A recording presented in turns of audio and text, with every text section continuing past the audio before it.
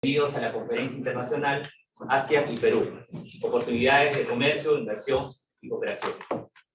Mi nombre es José Carlos Feliciano Nishikawa, soy el subdirector del Centro de Estudios sobre China y Asia-Pacífico y seré el moderador del presente evento. Antes de iniciar con la agenda respectiva, me gustaría hacer dos anuncios. En primer lugar, el evento cuenta con traducción simultánea español-inglés. En ese sentido, los presentes pueden habilitar el canal de traducción en el dispositivo que se les ha entregado en la web. Y aquellos que nos escuchan desde Zoom pueden habilitar la opción de interpretación respectiva en el botón con el icono del mundo ubicado en la parte inferior de su pantalla de Zoom y elegir el idioma que deseen escuchar para esta conferencia. El segundo anuncio es que al final del evento tendremos la entrega simbólica de una donación de libros por parte del Comité ASEAN en Lima, a la Universidad del Pacífico. Por lo que esperamos que puedan acompañarnos unos minutos al final para esta actividad. Iniciando con la sesión, tenemos en primer lugar las palabras de la doctora Claire Beltrán, vicerrectora de investigación de la Universidad del Pacífico, quien ofrecerá el saludo institucional a los presentes. Beltrán, por favor.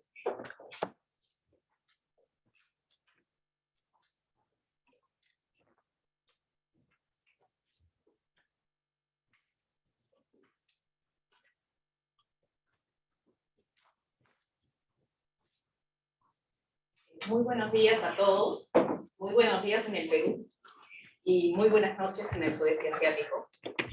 Es para nosotros un gusto tenerlos acá en la Universidad del Pacífico y virtualmente a través de la pantalla en estas modalidades híbridas que nos van acercando después de tantos años de lejanía.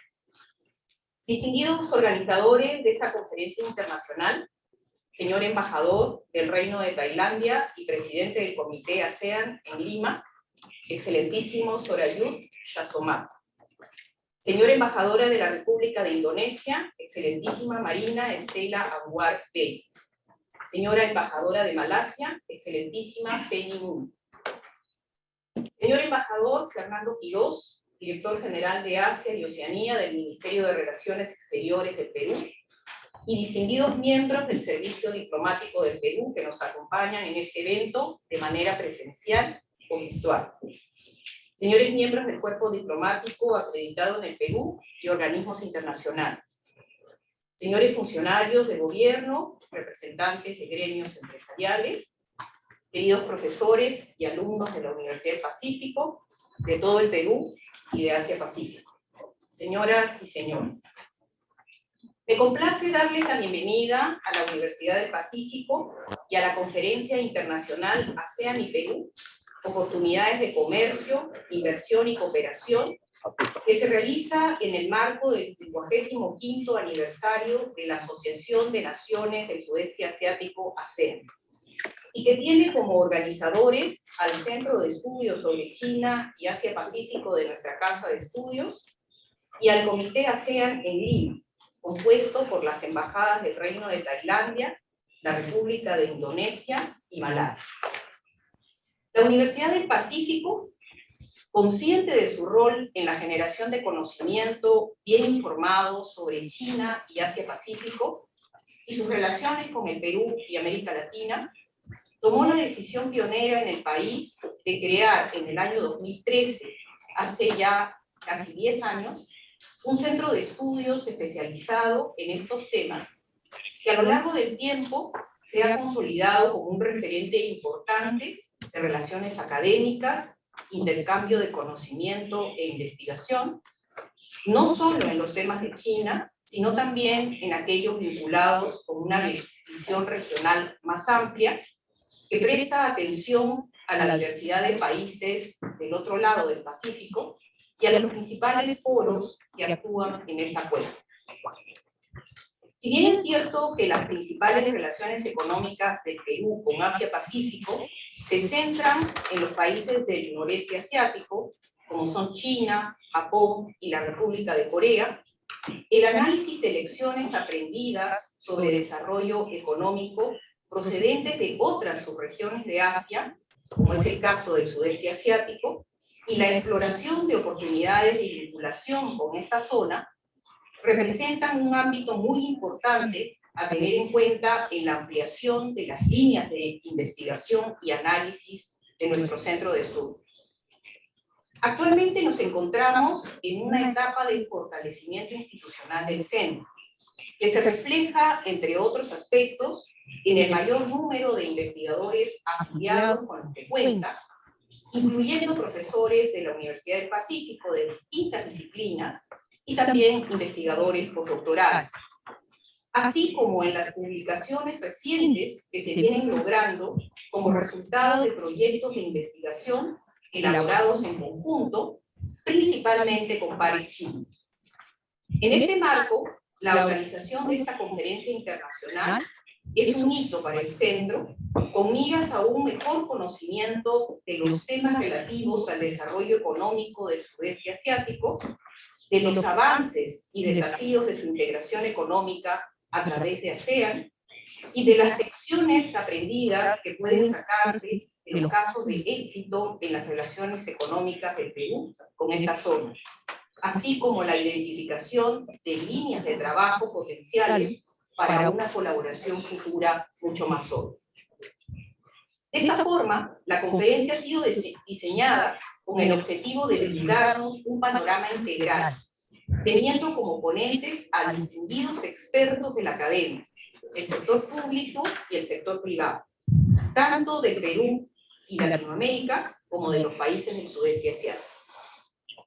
El primer bloque temático relacionado a la importancia económica de esta subregión y su integración en ASEAN nos permitirá conocer los principales hitos de crecimiento y desarrollo de una de las subregiones más dinámicas de Asia, planteándose además una visión comparativa con el Perú. El segundo bloque de relaciones Perú-ASEAN nos brindará un panorama de las oportunidades de comercio, inversión y cooperación, poniendo énfasis en los casos de Tailandia, Indonesia y Malasia, además de conocer la situación actual del comercio del Perú con el conjunto de países del sudeste asiático, y el caso particular de la empresa peruana Apec en este mercado. Para finalizar, me gustaría reconocer el aporte y la colaboración del Comité ASEAN en Lima para la organización de esta importante conferencia internacional, junto con nuestro Centro de Estudios sobre China y Asia-Pacífico. Extiendo por ello mis felicitaciones y agradecimiento a todo el equipo organizador, al Centro de Estudios de nuestra Casa de Estudios y a la Universidad del Pacífico, que ha colaborado en ello, liderado por la doctora Rosario Santadea, directora del centro.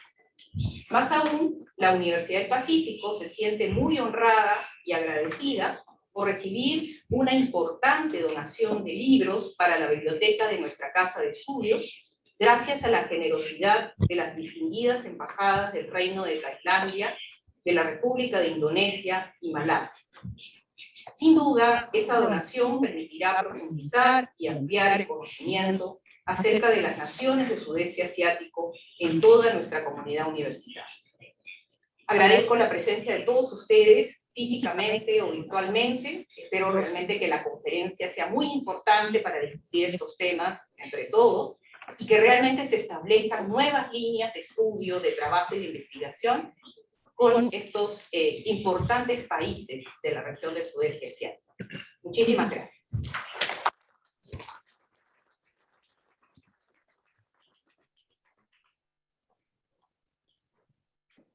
Muchas gracias, doctora Beltrán.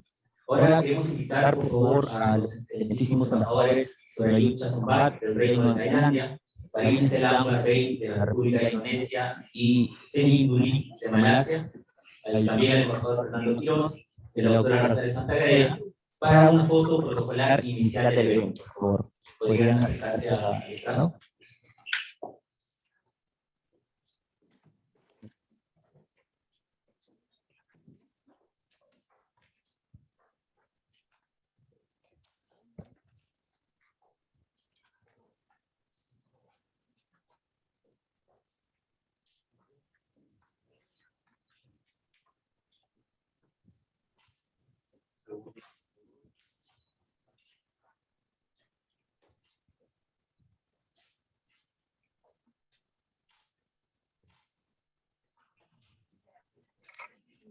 Muchísimas gracias.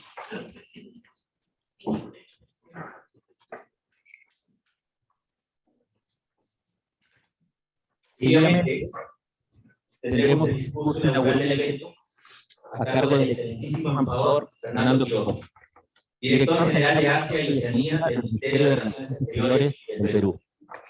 El embajador Fernando Quiroz es diplomático de carrera y egresado de la Academia Diplomática del Perú. Licenciado en Derecho por la Universidad Católica del Perú y cuenta con una maestría en Relaciones Internacionales con mención en Historia y Política Internacional del Institute of International Studies en Ginebra, Suiza. Anteriormente ha ocupado cargos como embajador del Perú en Tailandia, Filipinas y Myanmar, y su jefe de misión en la Embajada del Perú en Estados Unidos. Estimado embajador Quiroz, adelante por favor.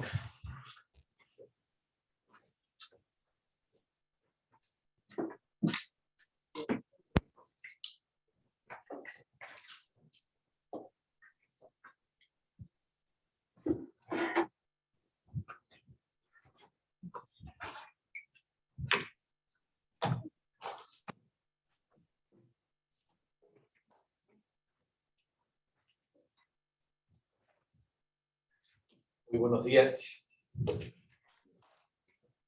días con todos. Doctora Arlet Beltrán, vicepresidente de investigación de la Universidad del Pacífico. Excelentísimos señores embajadores de ASEAN en el Perú. Doctora Rosario Santagaldea, directora del Centro de Estudios de China y Asia Pacífico de la Universidad del Pacífico. Distinguidos miembros del cuerpo diplomático, embajadores, colegas, investigadores, tanto en el Perú como en el sudeste de Asia. Hasta hace apenas 4 meses estaba yo en Bangkok, siguiendo estas conferencias con 12 horas de diferencia, así que es muy grato saludar ahora a quienes están conectados desde el sudeste asiático, mis colegas embajadores peruanos en países ASEAN y en Asia en general, así como a todas las personas interesadas en la vinculación entre el Perú y el sudeste asiático.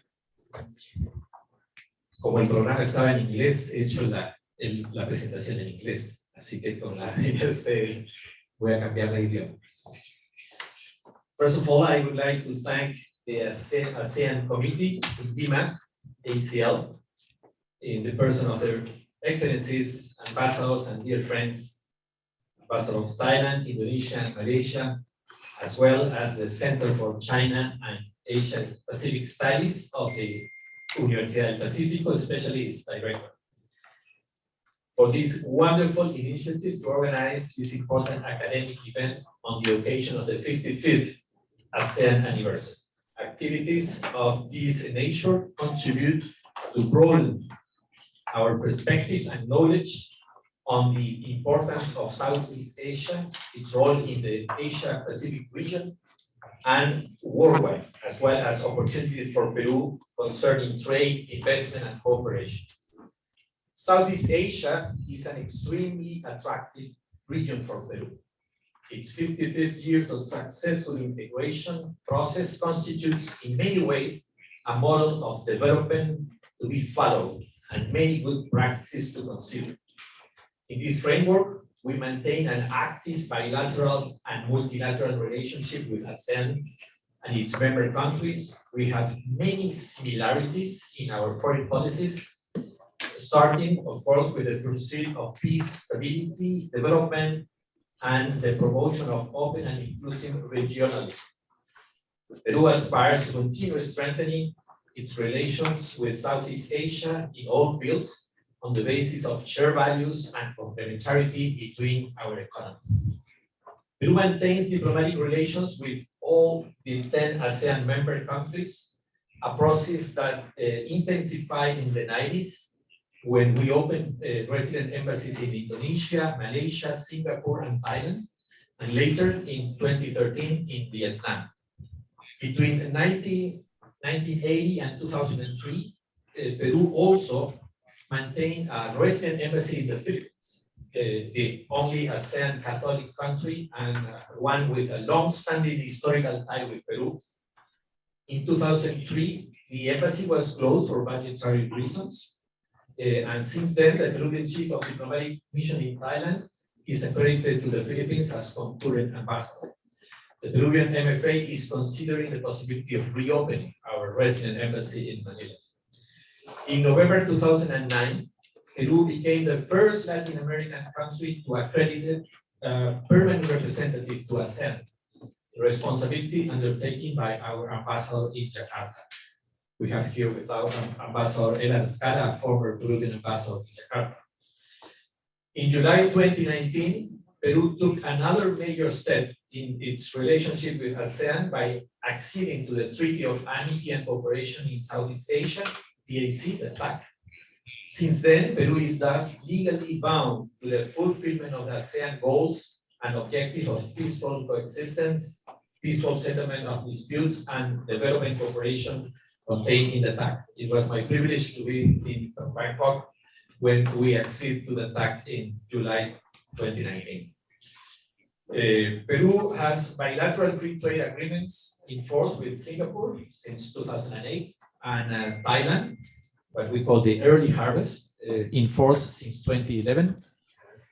The CPTPP, one of the free trade agreements with the highest standards and commitments in the Asia-Pacific region, which enters into force in December 2018, has Peru and 3 ASEAN states, Singapore, Vietnam, and Brunei, as state parties, and another ASEAN state, Malaysia, is a signatory in the process of ratification. Other ASEAN countries, such as Thailand and the Philippines, have expressed interest in evaluating possible accession to the CPTPP. Furthermore, 7 out of 10 ASEAN countries, namely Brunei, the Philippines, Indonesia, Malaysia, Singapore, Thailand, and Vietnam, are Peru's partners in Apec, the most important Asia-Pacific Economic Forum, Cooperation Forum, which Peru will chair for the 3rd time in 2024 after 2008 and 2016. We have recently agreed to start negotiations with Indonesia for a free trade agreement and are in talks with Thailand to upgrade our early harvest, our partial FTA, into a full FTA, including service sector and other disciplines. In 2021, trade between Peru and ASEAN total $2.8 billion US, an increase of almost 40% compared to 2020. Our exports amounted to 662 million and imports reached 2.1 billion. Definitely, there is great potential to increase our trade and investment between Peru and Southeast Asia.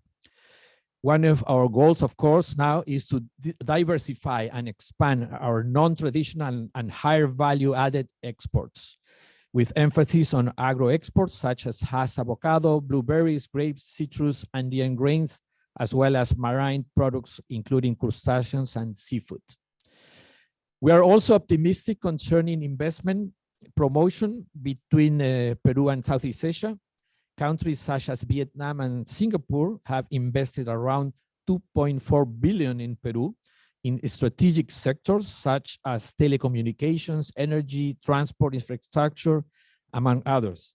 There are other investment projects with great potential, for example, a Philippine company in the field of geothermal energy, and I'm sure that many Southeast Asian companies will be very successful investing in Peru. I love to see Thai investments in Peru very soon in tourism, in infrastructure, and among many other sectors. There are also successful Peruvian investment in Southeast Asia, such as the one mentioned by the Vice President before, one by AGE Group, the Añaños family, in soft drinks sector, $21.1 million in Thailand in 2008 with one production plant in Chonburi, 12.7 million in 2010 in one production facility in Vietnam, 60.8 million investment in Indonesia since 2010 with 3 production plants in Indonesia, I'm sure this will be explained later today by my good friend Fabián Mosquera, the country manager of AGETAI, that will take the floor later today. Should be noted, by the way, that the production of all these 4 plants in Southeast Asia is exported to practically all the Southeast Asian countries.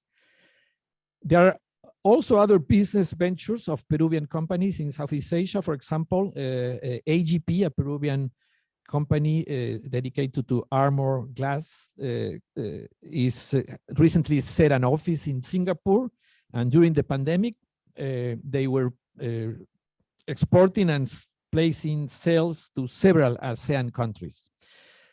And many well-known Peruvian chefs have recently opened haute cuisine restaurants in different parts of ASEAN. A Peruvian company has entered a competitive luxury tourism sector in Vietnam with an investment of $10 million, etc.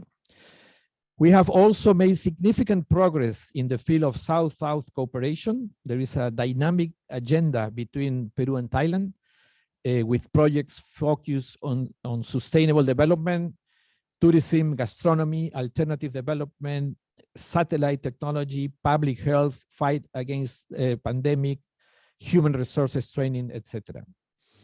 With Singapore, a cooperation framework has also been agreed on human resources training and healthcare issues, and it will be soon extended to environmental protection and maritime security. We are negotiating a similar agreement between the cooperation agencies of Peru and Malaysia. With Indonesia, we have made progress on cooperation in the fight against drug trafficking, cultural issues, and will soon add fisheries cooperation. A multilateral cooperation framework has also been established between integration mechanisms in both sides of the Pacific Alliance, PA, and ASEAN. Since 2014, ministerial meetings have been held between the members of both blocs on the margins of the UNGA, the United Nations General Assembly in New York. In November 2021, at the meeting of the Pacific Alliance National Coordinators and ASEAN Permanent Representative Committee, the work plan between the two organizations for period 2021-2025 was adopted, which includes issues such as digitalization of the economy, plastic waste treatment, gender equality, women's empowerment, among many others. Each of these areas will, of course, have a high impact on the post-pandemic economic reactivation process. 4 ASEAN countries, Singapore, Indonesia, Thailand, and the Philippines, have observer status to the PA. Singapore will become the first associated state to the PA when the PAFTA, the Pacific Alliance Singapore Free Trade Agreement, enters into force. It's already been ratified by Singapore and will enter into force when 2 PA countries ratify it. Another ASEAN countries have expressed interest in achieving such status with the PA. The ASEAN states that are observers to the PA have been invited to participate in the 4th Pacific Alliance Cooperation Forum to be held on the 30th and 31st this month, in which Peru is promoting many projects, including one on fertilizers, by the way. The 7th Pacific Alliance ASEAN Ministerial Meeting is now being arranged to take place in next September in New York on the sidelines of the 77 UNGA. In the current complex international situation of health pandemics, war in Europe, exacerbated strategic competition between the world's 2 largest economies, Peru shares similar scenarios with ASEAN, with risks and opportunities that merit very close cooperation, coordination, exchange of experiences, and why not many joint ventures. Peru will coordinate with its Latin American partners to address these challenges together with our ASEAN friends, always seeking greater inclusiveness, sustainability, and the increase of our resilience capacity. In June 2019, ASEAN developed a regional strategy in the face of the strategic competition between China and the US. The aim was to preserve their centrality, and this was embodied in the document adopted in that time, ASEAN Outlook on the Indo-Pacific. Unlike other confrontational and exclusionary visions, the ASEAN proposal focused on the openness, inclusiveness, and centrality in Southeast Asia. The document recognized that this is a vision under construction, adaptable to the dynamic evolution of the region. And these 3 years after, ASEAN states are now focused on implementing this proposal to help reduce the tensions generated by confrontation on the two big powers. We look forward for close cooperation between Latin America and ASEAN on this matter. Peru wishes to further intensify our ties with ASEAN and reach what the ASEAN called development partner status. This is a level of association that will permit us to strengthen our dialogue and cooperation with ASEAN in sectors of shared interest, with emphasis, of course, in economic and social development. To this end, of course, we need to involve different branches of Peruvian state, as well as business and academia. To conclude, I would like to reiterate my appreciation for the important role of academia in connecting Peru and Latin America with Southeast Asia. And of course, I would like to express my congratulations and gratitude to the ACL committee, ASEAN committee in Lima, for your outstanding job in promoting ASEAN in Peru. We recently celebrated ASEAN Day at the Peruvian MFA with great success and a lot of pisco sours. And also we enjoy ASEAN Sport Day at the Indonesian residence recently. And we are looking forward to participate and co-share many of these activities to promote friendship and relationship between Peru and ASEAN. Thank you to the University of Pacific, and thank you to all of you. Thank you.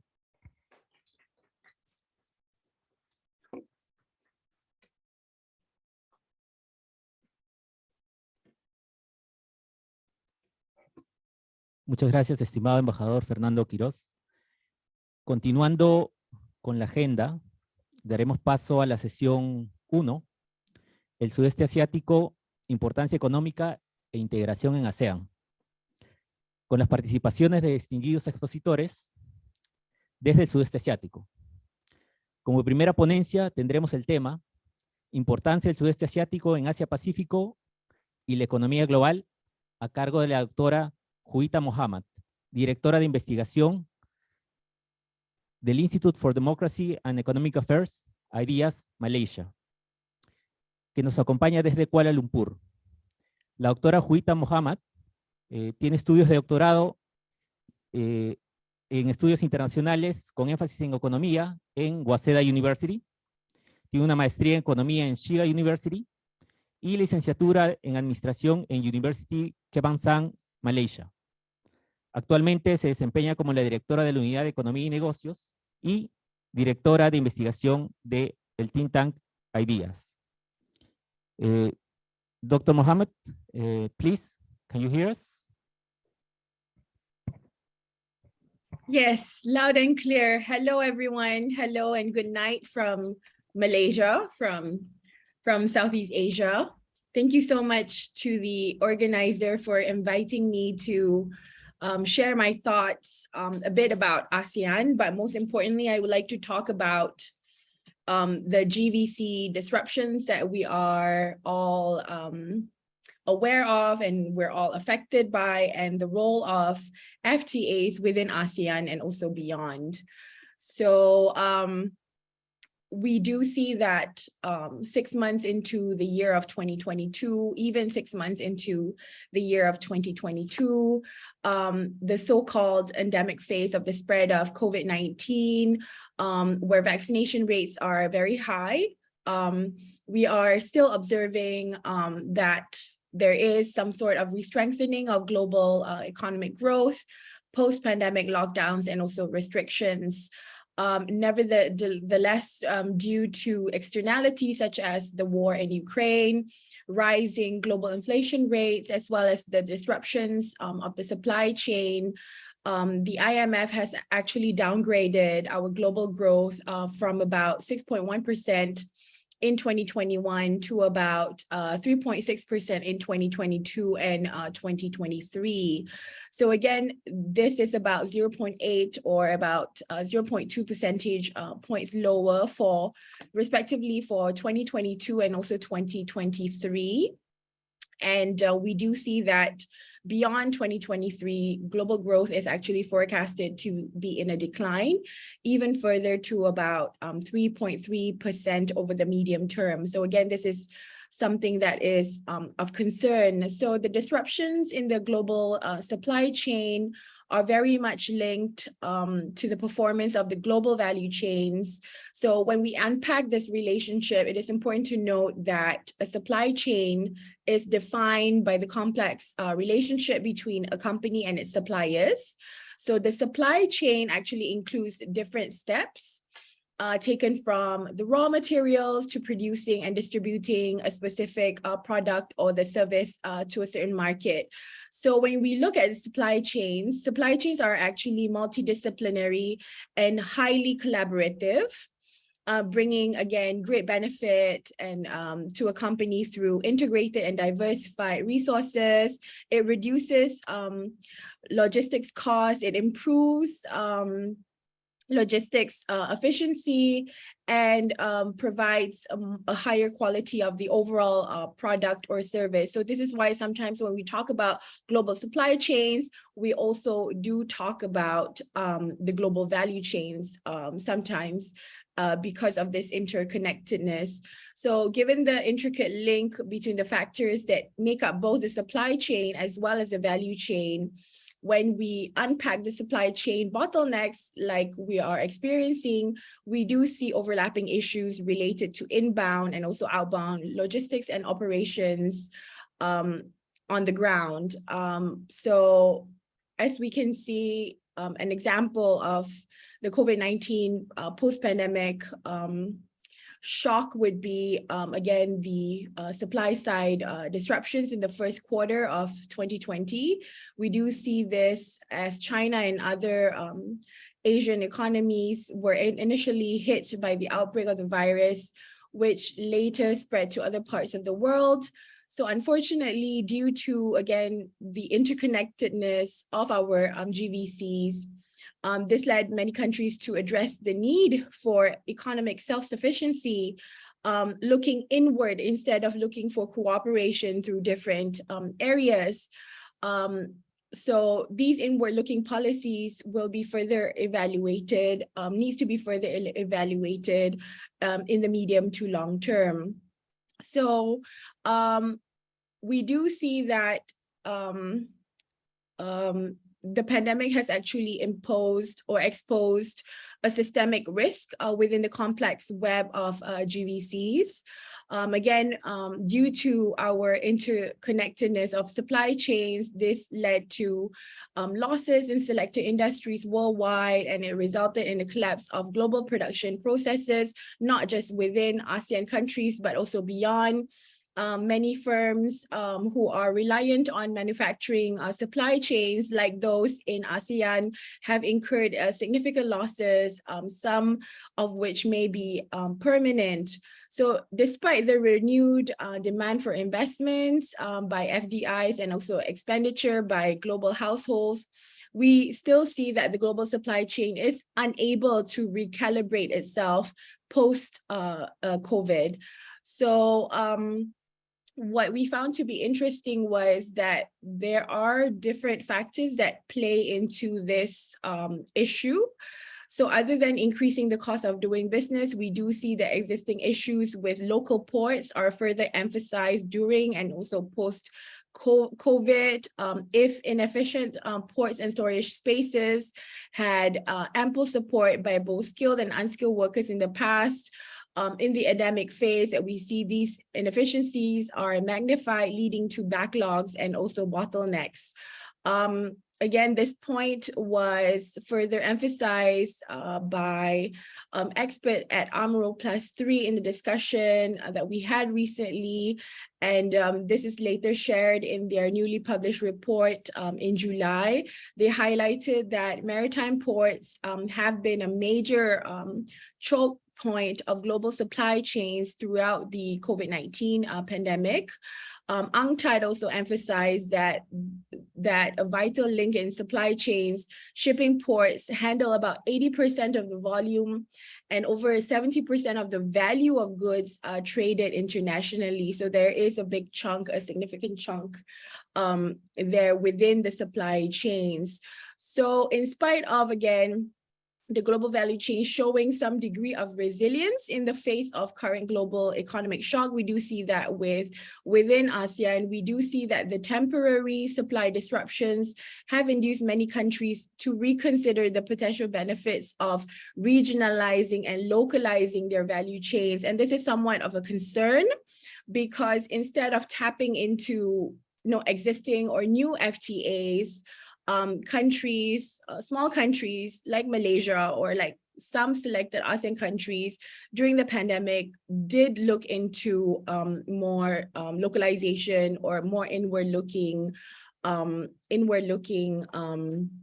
policies. And we did see that there has been a rise in the usage or in the introduction of non-tariff measures during the pandemic for essential goods. But what is of a concern is actually that these non-tariff measures are still being erected, are not taken away even post-pandemic. And this is again something that goes against the spirit of RCEP and it goes against the spirit of CPTPP. So just to capture a bit how GVCs and disruption of supply chains can be rectified, we do see that there's a great value in members tapping into, again, RCEP and also CPTPP countries, because some of the ASEAN country members are already have ratified or are already signatories to both of these FTAs. So we did see that for RCEP, for example, the welfare gains were also expected to increase drastically, with, again, the assumptions that non-tariff barriers or non-tariff measures in services and logistics will be cut by 20%. Again, in the near and medium terms, inevitably adjustment costs will be incurred, resulting in lower gains for some members who are already within ASEAN or within other existing FTAs. So apart from the welfare gains, I think both RCEP and also CPTPP would be influential in streamlining the existing FTAs that we have, ASEAN +1s, and improving the noodle bowl effect experienced within the region. So RCEP, again, aims to eliminate many non-tariff measures used by different partners in the medium to long term. Even though RCEP in itself or CPTPP in itself will not be able to completely eliminate the complications stemming from existing agreements, it can at least standardize and it can go towards harmonization of discipline issues related to trade, like rules of origin, dispute settlement, competition, intellectual property rights, as well as e-commerce. So in a nutshell, to move forward with the global value chains disruptions, yes, there is going to be some adjustments. There will be some costs as trade activities are not being recalibrated as soon or as fast as we thought it would be. But countries like Malaysia and countries within ASEAN countries shouldn't be looking at inward-looking policies when it comes to trade activities, or it shouldn't be looking at regionalizing or even localizing their value chains. So in a nutshell, we, again, in a paper that's going to be published we do see that there are several policy recommendations that can be emphasized upon in rectifying GVCs in the medium to long term. Again, FTAs are key in providing discipline in trade transparency practices. Again, we need to be strengthening not just the traditional trade activities, but also strengthening digital trade and also digital economy ecosystem.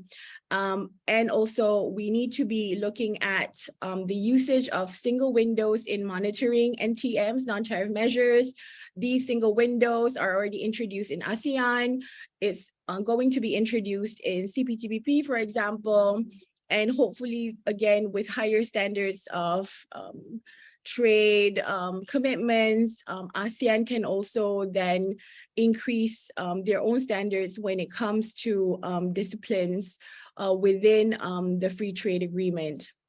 So again, countries shouldn't be looking at protectionist policies when they think about strengthening their own domestic economy, strengthening regional cooperation through, again, ASEAN, ASEAN Plus One's ASEAN Plus One's framework, as well as RCEP and CPTPP platforms are a key to recalibrate the disruptions of the supply chains in the medium to long term.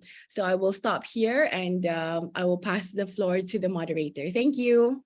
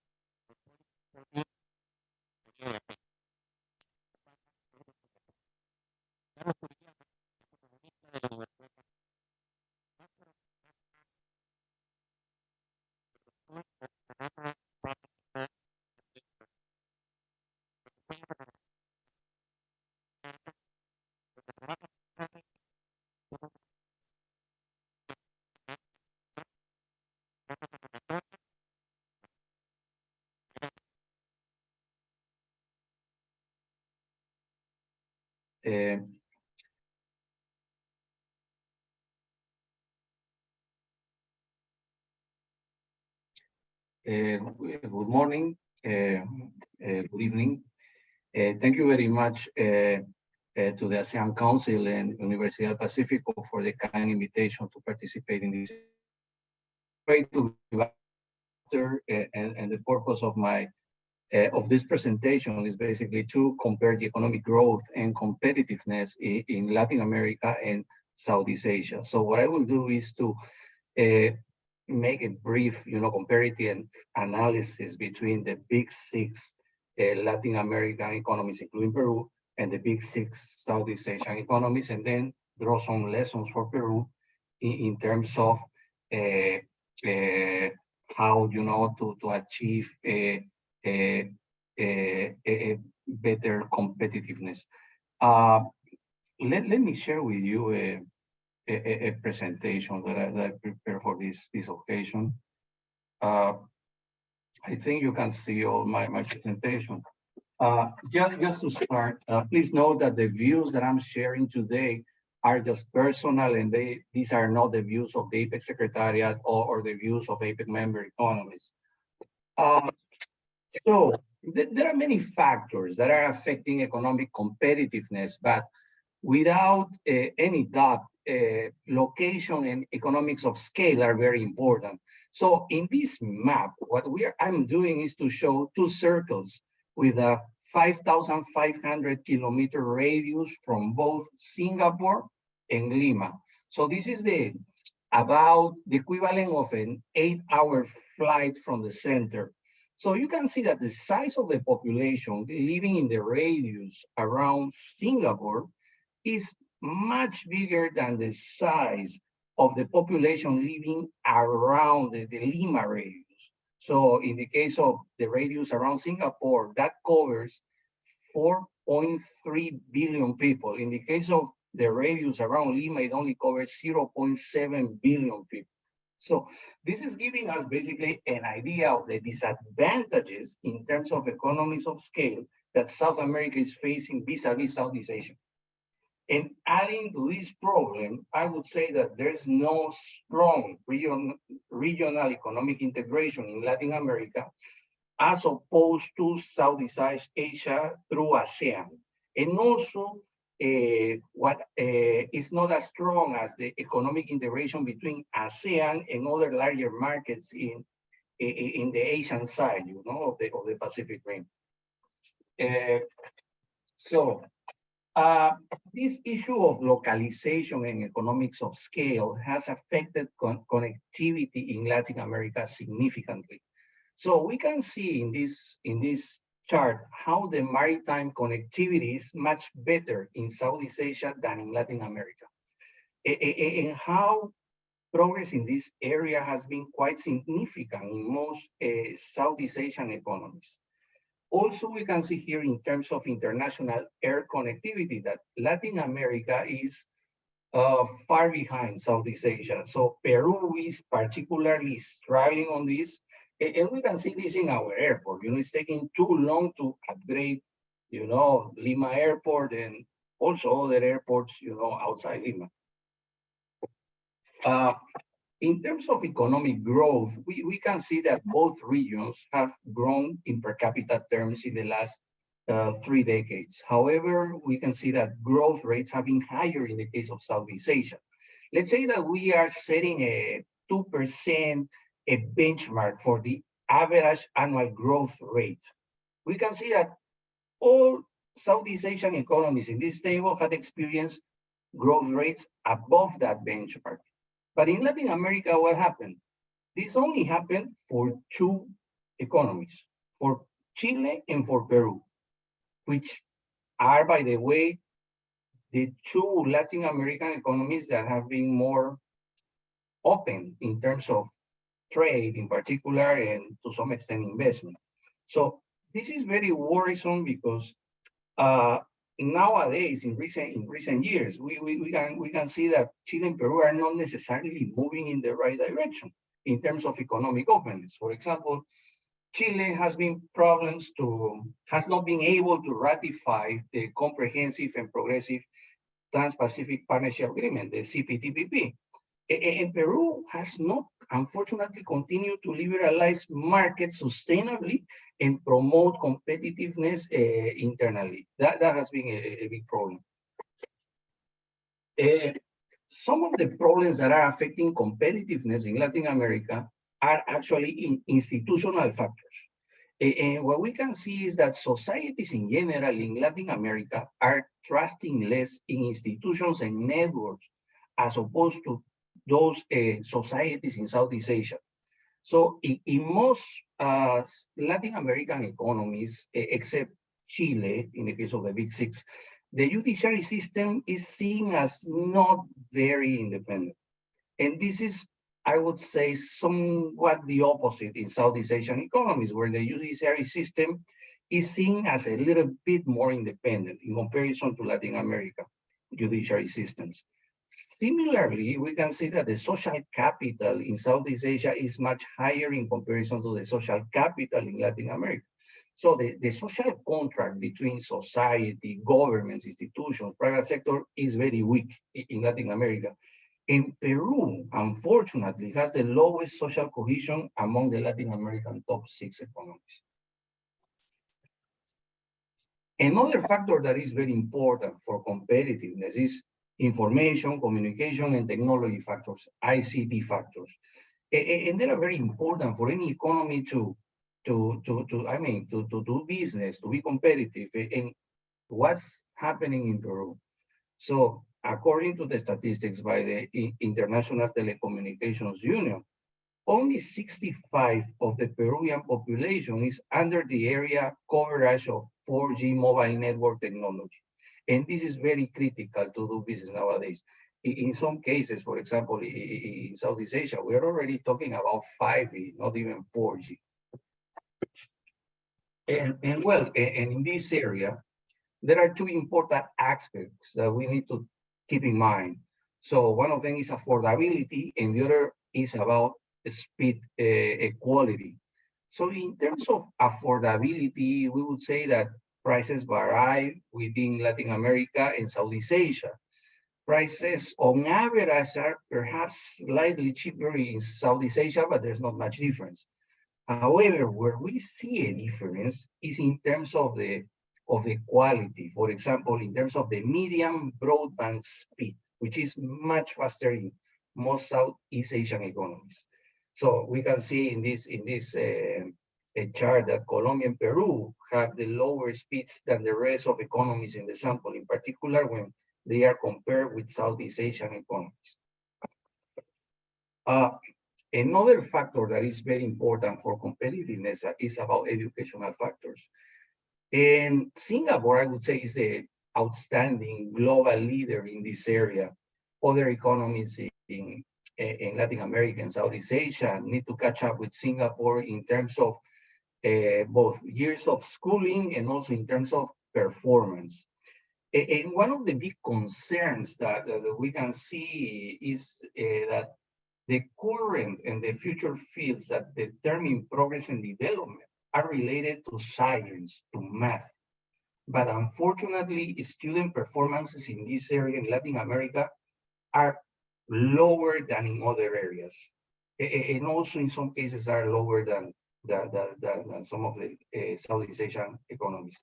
So that's something that we need to keep an eye and pay more attention.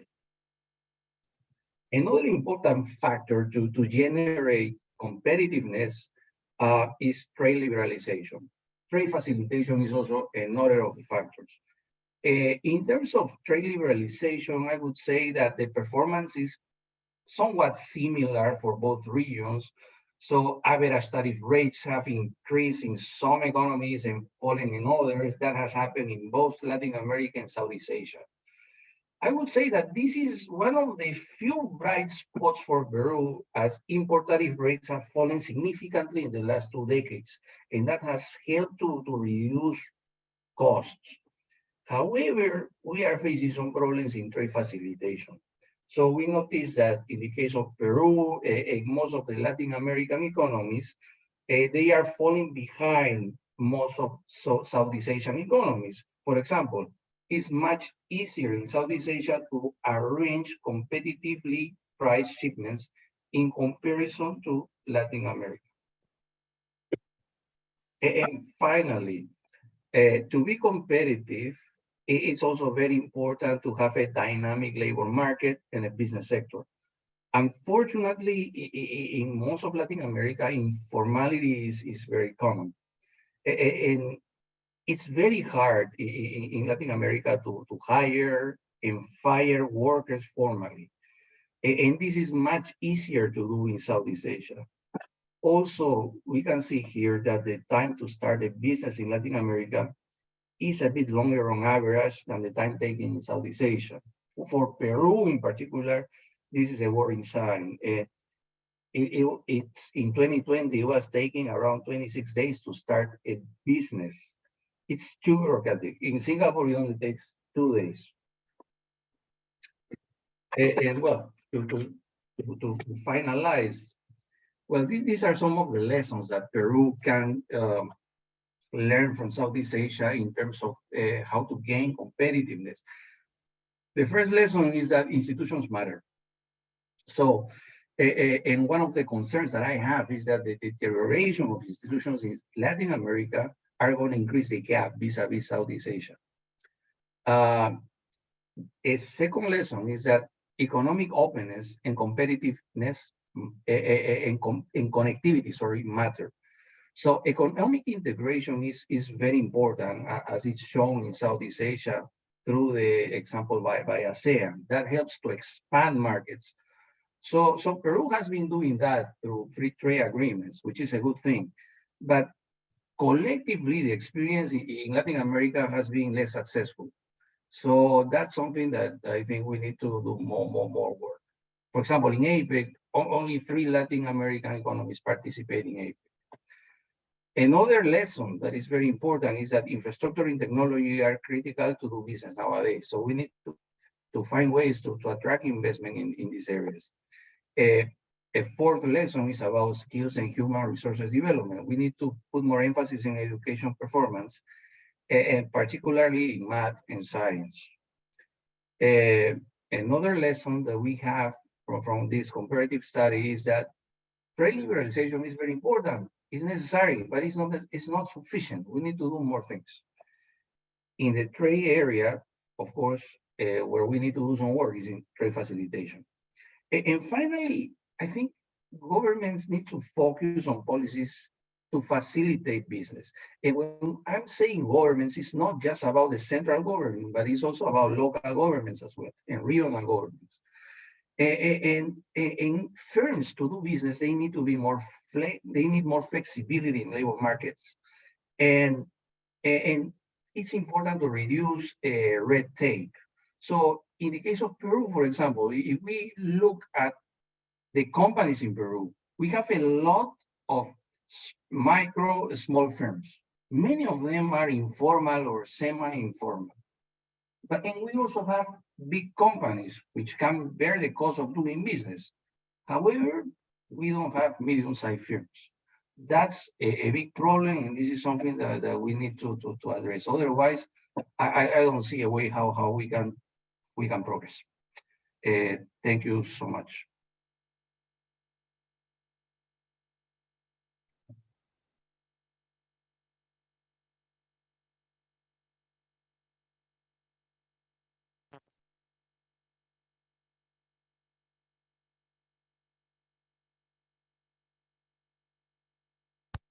Y el Perú.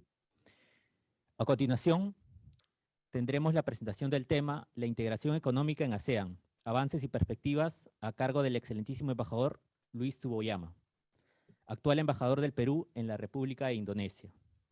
El embajador Tsuboyama es licenciado en Derecho y Ciencias Políticas por la Universidad de Lima y tiene un magíster de Diplomacia y Relaciones Exteriores de la Academia Diplomática del Perú. También tiene un Master of Arts en Sophia University en Tokio y un Master of Arts en Estudios Globales en la Fletcher School of Diplomacy and Law de Tufts University en Estados Unidos. Del 2020 al 2022 se desempeñó como Director General de Asuntos Económicos en el Ministerio de Relaciones Exteriores, en donde lideró los equipos encargados de las ratificaciones del Acuerdo Comercial del Perú con Reino Unido, el Tratado Integral y Progresista de Asociación Transpacífico en el Congreso peruano, la adhesión de Perú al Banco Asiático de Inversión, entre otros. Adelante, embajador Tsuboyama.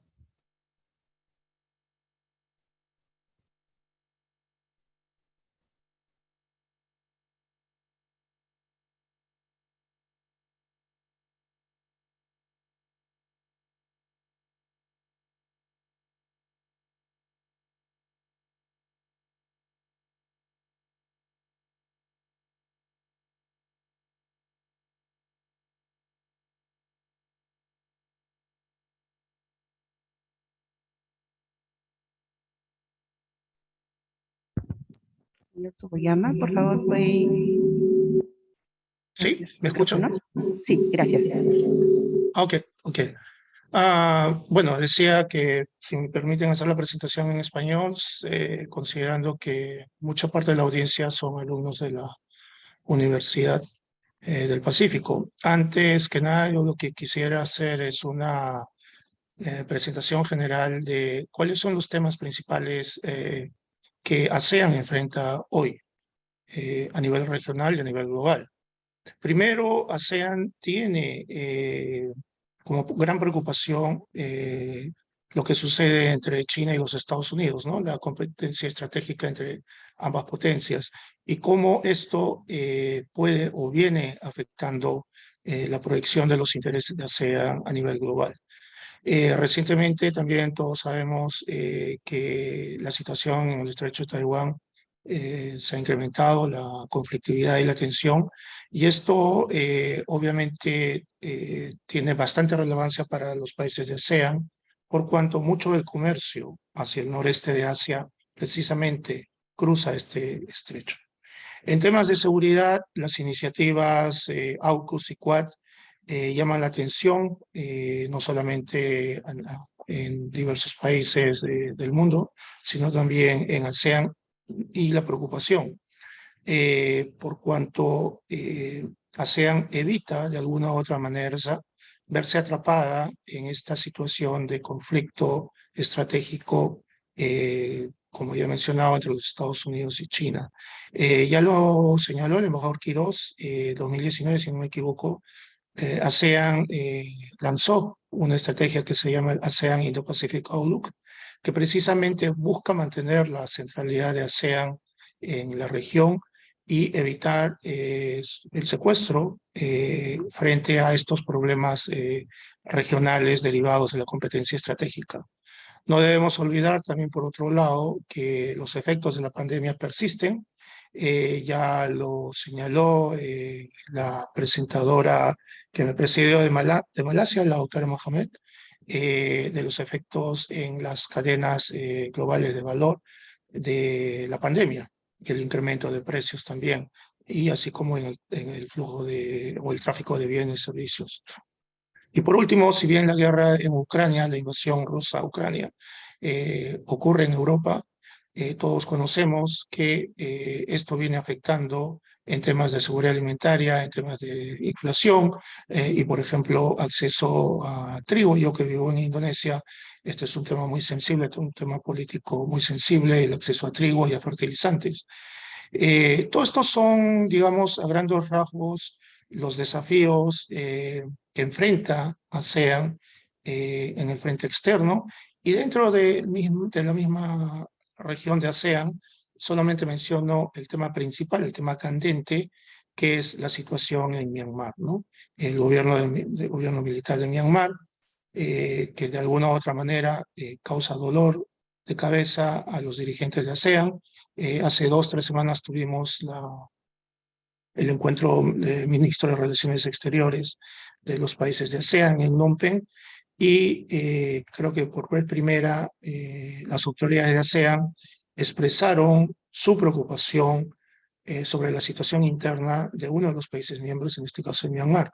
Y habría que ver cómo se proyecta esta situación en la cumbre de ASEAN hacia fines de año.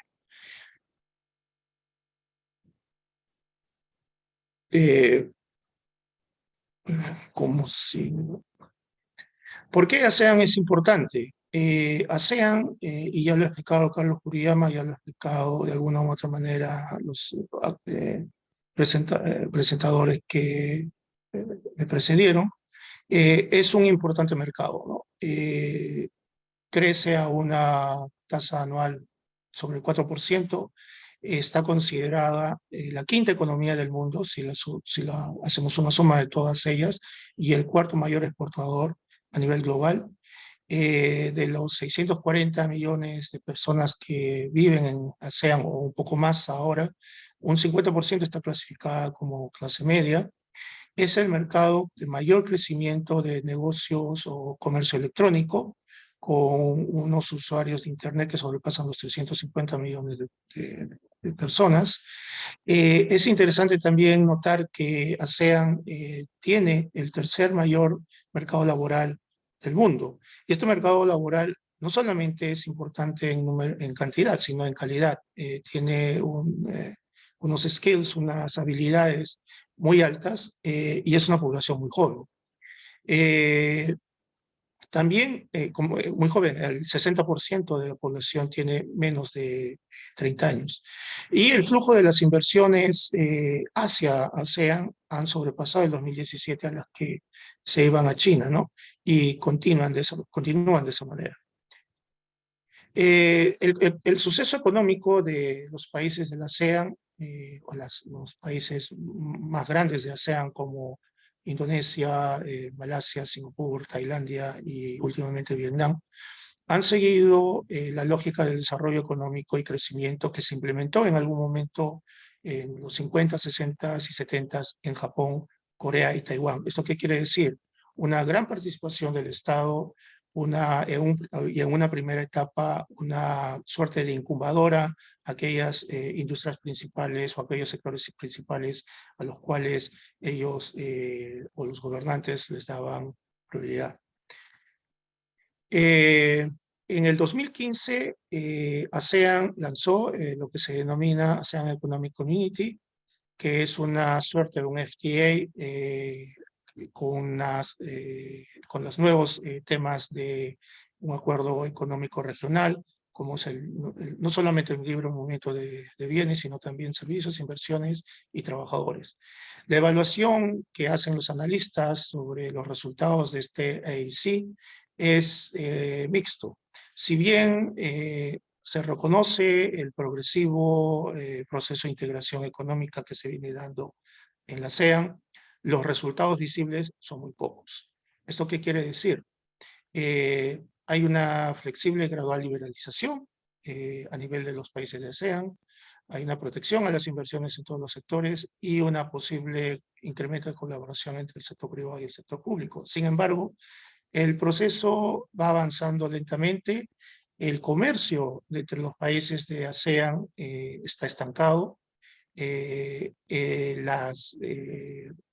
Los procedimientos en aduanas son complicados y burocráticos. Las non-tariff barriers continúan. Hay también una limitación a la movilidad laboral y el Trading Service Agreement también aún es un asunto, una tarea pendiente. Sin embargo, ASEAN, pese a todas las críticas que se le puede hacer a ASEAN, ASEAN también ha servido como una incubadora para que otras nuevas regiones, organizaciones regionales surjan en ese contexto. El ejemplo más claro y más visible y cercano a nosotros es Apec. Luego viene el ASEAN Regional Forum, que es un espacio de diálogo en temas de seguridad, el diálogo entre Europa y ASEAN, el ASEAN Plus 3, que es básicamente el diálogo entre ASEAN, Japón, China y Corea, el ASEAN Plus 6, que se extendió a Australia, Nueva Zelanda, y así sucesivamente con la Unión Europea, Rusia, India y otros países. Igualmente tenemos el East Asia Summit, que se desarrolla periódicamente, y en el 2020 fue firmado el Regional Comprehensive Economic Partnership, y creo que es uno de los entregables más importantes que han surgido por iniciativa e impulso de los países de la ASEAN. Este cuadro demuestra qué países forman parte del RCP 15 y parte del CPTPP. Como vemos y conocemos, 4 países de la región de América forman parte del CPTPP, Chile, Perú, Canadá y México. Y lo importante del RCP es que el RCP está abierto a futuras membresías. Y esto en algún momento se ha discutido, se ha conversado internamente en la Cancillería peruana y también se ha discutido y conversado sobre la conveniencia o no de una futura membresía con nuestros colegas en el sector. Y es un tema que habría que ver de manera inteligente, ¿no? También yo quisiera mencionar los elementos comunes que existen entre ASEAN y la Alianza del Pacífico. Ambas iniciativas se caracterizan porque están abiertas y son inclusivas, son procesos abiertos e inclusivos de integración. Son promotores del libre comercio, buscan obviamente el crecimiento económico, la creación de trabajo, la inserción en los procesos globales de innovación tecnológica. Ambas iniciativas tienen plataformas de cooperación y mantienen una agenda de trabajo de 2016. El embajador Quiroz lo mencionó al inicio, 2016-2020, y el año pasado, el 2021, se adoptó el nuevo plan de trabajo 2021-2025 en diversos temas que ustedes pueden ver en pantalla, ¿no? Cooperación económica, educación, contactos de pueblo a pueblo, desarrollo sostenible, sostenibilidad, manejo de plástico, economía digital, seguridad alimentaria y otros. Sin embargo, acá también creo que es válida la autocrítica, así como el AIC, el ASEAN Economic Community, va un paso lento. La relación entre ASEAN y Alianza del Pacífico también no va al ritmo que nosotros quisiéramos, ¿no? Obviamente la pandemia afectó sustancialmente la agenda y esperamos que este año se vuelva a retomar en estas reuniones que se van a llevar a cabo en Nueva York entre los ministros y se adopten decisiones y mandatos que permitan revitalizar el dinamismo de la vinculación entre ASEAN y Alianza del Pacífico. Un elemento que mencionó también el embajador Quirós es la reciente integración de Singapur como miembro asociado de ASEAN. Es el primer miembro asociado de ASEAN. A mí me tocó como coordinador nacional acompañar, digamos, a los equipos negociadores. Fue un proceso lento, complicado, pero bueno, exitoso, pero sin embargo en la cola tenemos todavía aún a Australia, Canadá, Nueva Zelanda por un lado, y se ha anunciado el inicio de las negociaciones para una futura membresía como Estado asociado de Corea y eventualmente de Ecuador. Y es posible que también Indonesia haga un anuncio similar. Entonces, por un lado tenemos digamos, una visibilidad positiva de la Alianza Pacífico frente a los países de ASEAN. Esto genera obviamente el interés, como he dicho, de algunos de ellos de convertirse en miembros asociados. Sin embargo, la Alianza Pacífico como ASEAN también están entrampados en el poco avance que se da a nivel del desarrollo del comercio intrarregional. La Alianza del Pacífico, creada en 2011, no logra hasta ahora superar el 5% de comercio intrarregional. No voy a repetir lo que ya se explicó anteriormente. Estos son los cuadros estadísticos de la balanza comercial bilateral entre el Perú y ASEAN de 2017 al 2021 y parte del 2022. Si bien los números son más o menos interesantes, sobrepasamos los 1.000 millones, es una balanza deficitaria para el Perú. Seguimos exportando bienes con poco valor agregado, cocoa, minerales, harina de pescado, un poco que estamos entrando con frutas frescas. Sin embargo, de la ASEAN hacia el Perú sí hay una sustancial y diversificada, digamos, exportación, ¿no? No solamente maquinarias, electrodomésticos, sino también confecciones y derivados. Acá está un poco más detallada en lo que va del año, la balanza comercial, la ida y vuelta entre ambos, entre ASEAN y el Perú. Y lo que es interesante es el flujo o el creciente flujo de inversiones entre ambos lados, ¿no? Yo antes he trabajado en Vietnam y fue muy interesante, digamos, la proyección de Vietnam en términos de inversiones hacia el Perú. Tenemos a Vietel o Vitel y Petrovietnam como grandes inversionistas en telecomunicaciones y en energía. Singapur también ha registrado inversiones en energía y en pesquería, y así poco a poco algunos países de ASEAN vienen viendo el mercado del Perú y de la región como interesantes, y lo mismo sucede, y creo que en la segunda parte los representantes del Grupo AFE van a hablar sobre su experiencia en el sudeste asiático. Esto, bueno, está acá un poco explicado en la pantalla lo que acabo de mencionar.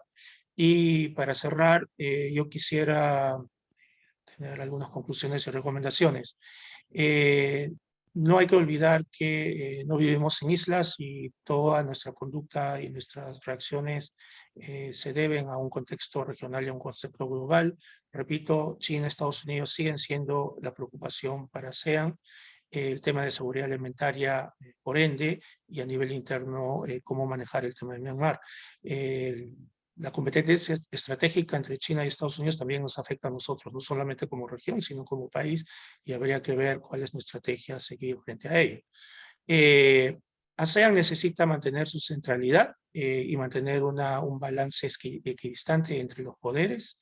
ASEAN necesita ser más activa en la implementación del ASEAN Economic Community y promover nuevas membresías al RCP de aquellos miembros del CPTPP como el Perú.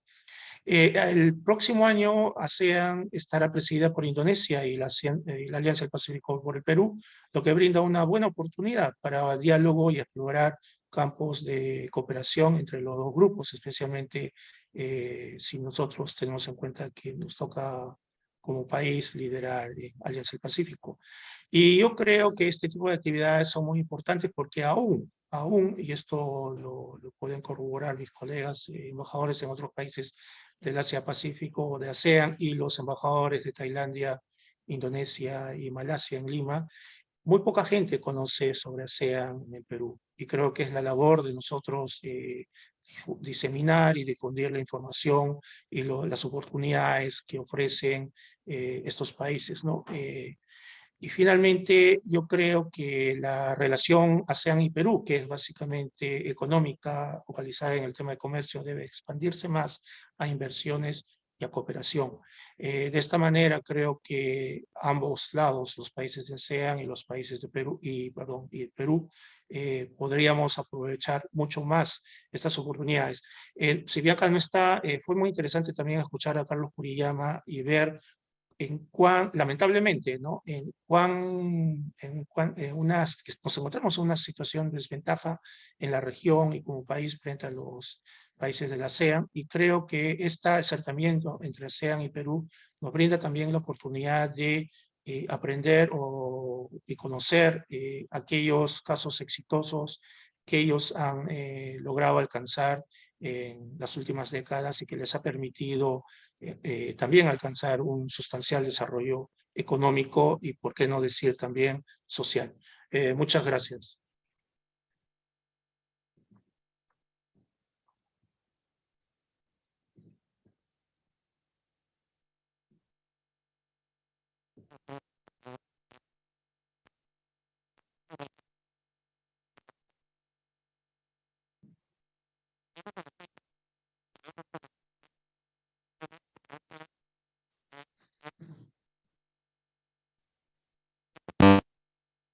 Con el tema de oportunidades de comercio, inversión y cooperación para los casos de Tailandia, Indonesia y Malasia.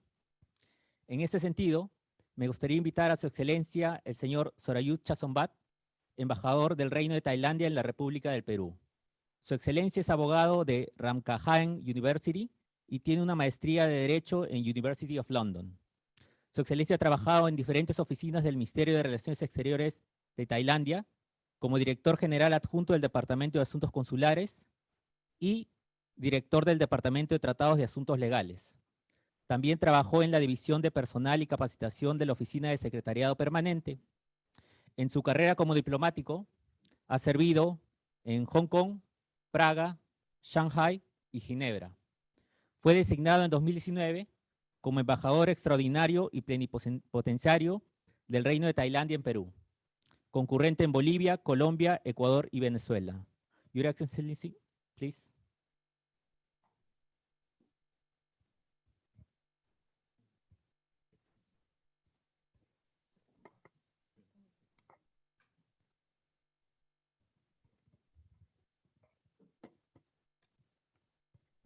Thank you very much.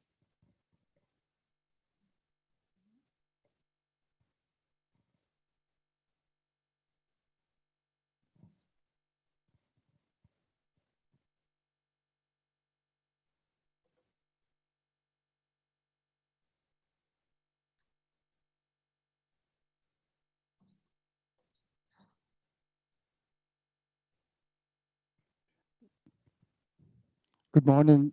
Thank you very much, dear Dr. Alet Beltran, Vice President for Research, University of Pacifico, Dr.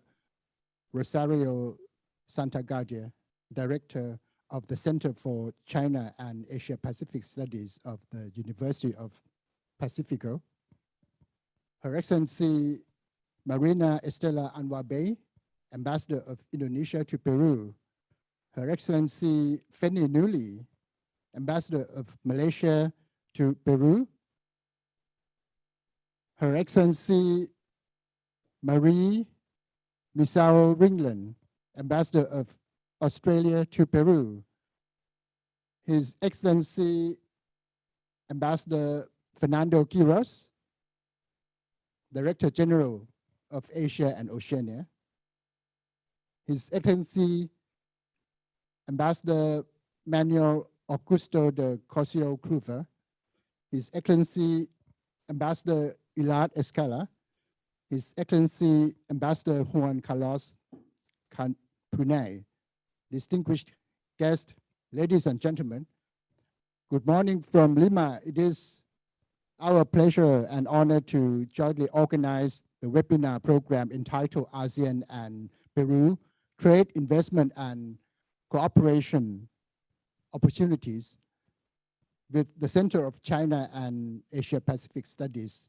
University of Pacifico in Peru.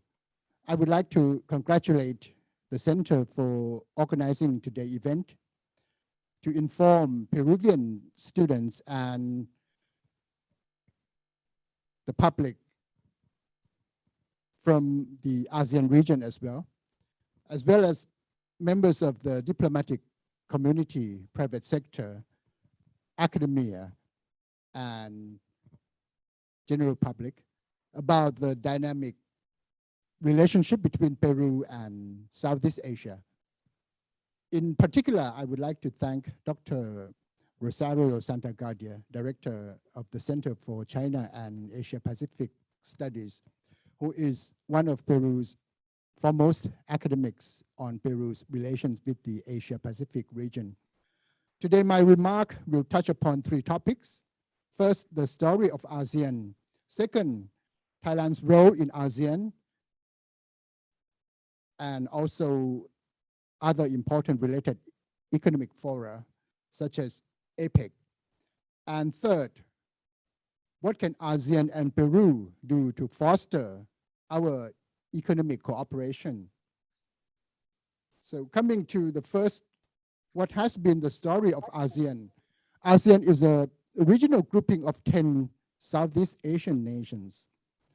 Was born on the 8th of August, 1967 in Bangkok. We just celebrated our 55th anniversary earlier this month. As one of the founding members, Thailand has proudly and actively contributed to ASEAN's remarkable journey to become a peaceful, prosperous, diverse, and people-centered community.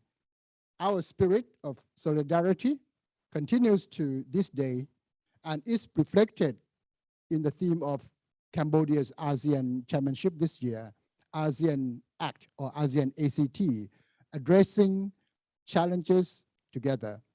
ASEAN has become a global economic powerhouse. We are a champion of economic openness and integration, which has enabled us to become the world's 5th largest economy with a combined GDP of over $2.5 trillion with over 600 million people. By 2050, we are tipped to become the 4th largest market in the world.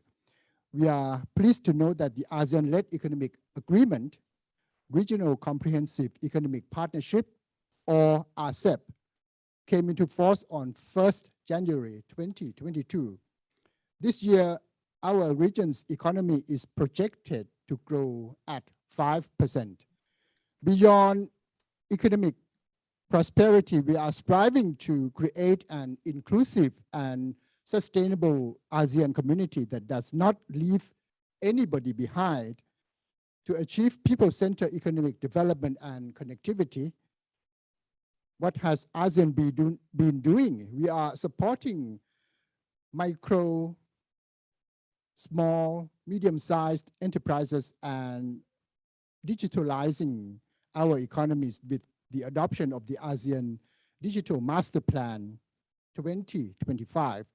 Furthermore, we are implementing the Master Plan on ASEAN Connectivity 2025 and the Connectivities Initiative, the ASEAN Smart Cities Network for Smart and Sustainable Urban Development, the ASEAN Tourism Strategic Plan 2016 to 2025, and the implementation plan for the framework for circular economy for the ASEAN economic community. Beyond our region, ASEAN has valued external partners such as ASEAN Dialogue Partners, sectoral dialogue partners, and development partners, which we regularly engage and exchange best practices on achieving sustainable economic growth and development. In 2022, this year, we signed the MOU between ASEAN and the OECD and have made progress in implementing the plan of action on the comprehensive partnership between ASEAN and the UN for 2021 to 2025 to effectively realize the UN SDG goals. My second point is on Thailand's role in ASEAN and Apec. The key word of Thailand's role in ASEAN was sustainability. During Thailand's chairmanship in 2019, under the theme of advancing partnership for sustainability, key deliverables included boosting mechanism for regional peace and security, enhancing ASEAN connectivity through trade, investment and tourism, and preparedness for the fourth industrial revolution, enabling sustainable development, among others. In the past few years, ASEAN has had to face the challenge of COVID-19, which is still ongoing. We believe that addressing the socio-economic impact of COVID-19 has been as important as fighting the pandemic itself. Thailand, as the ASEAN coordinator on sustainable development cooperation, has introduced the bio-circular green economy, we call it BCG in short, as a strategy for ASEAN's sustainable post-COVID economic recovery. The BCG model integrates bioeconomy, circular economy, and green economy, and will help Thailand achieve its ambition to become the green kitchen of the world. And secondly, we want to become bioeconomy hub of Asia. And thirdly, we want to become medical and wellness hub of the world. And to reduce this greenhouse gas emission by 25%, 2030. For ASEAN, we believe the model will be people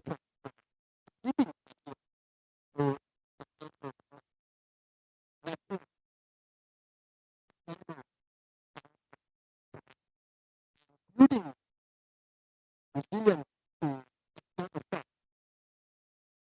Implementation of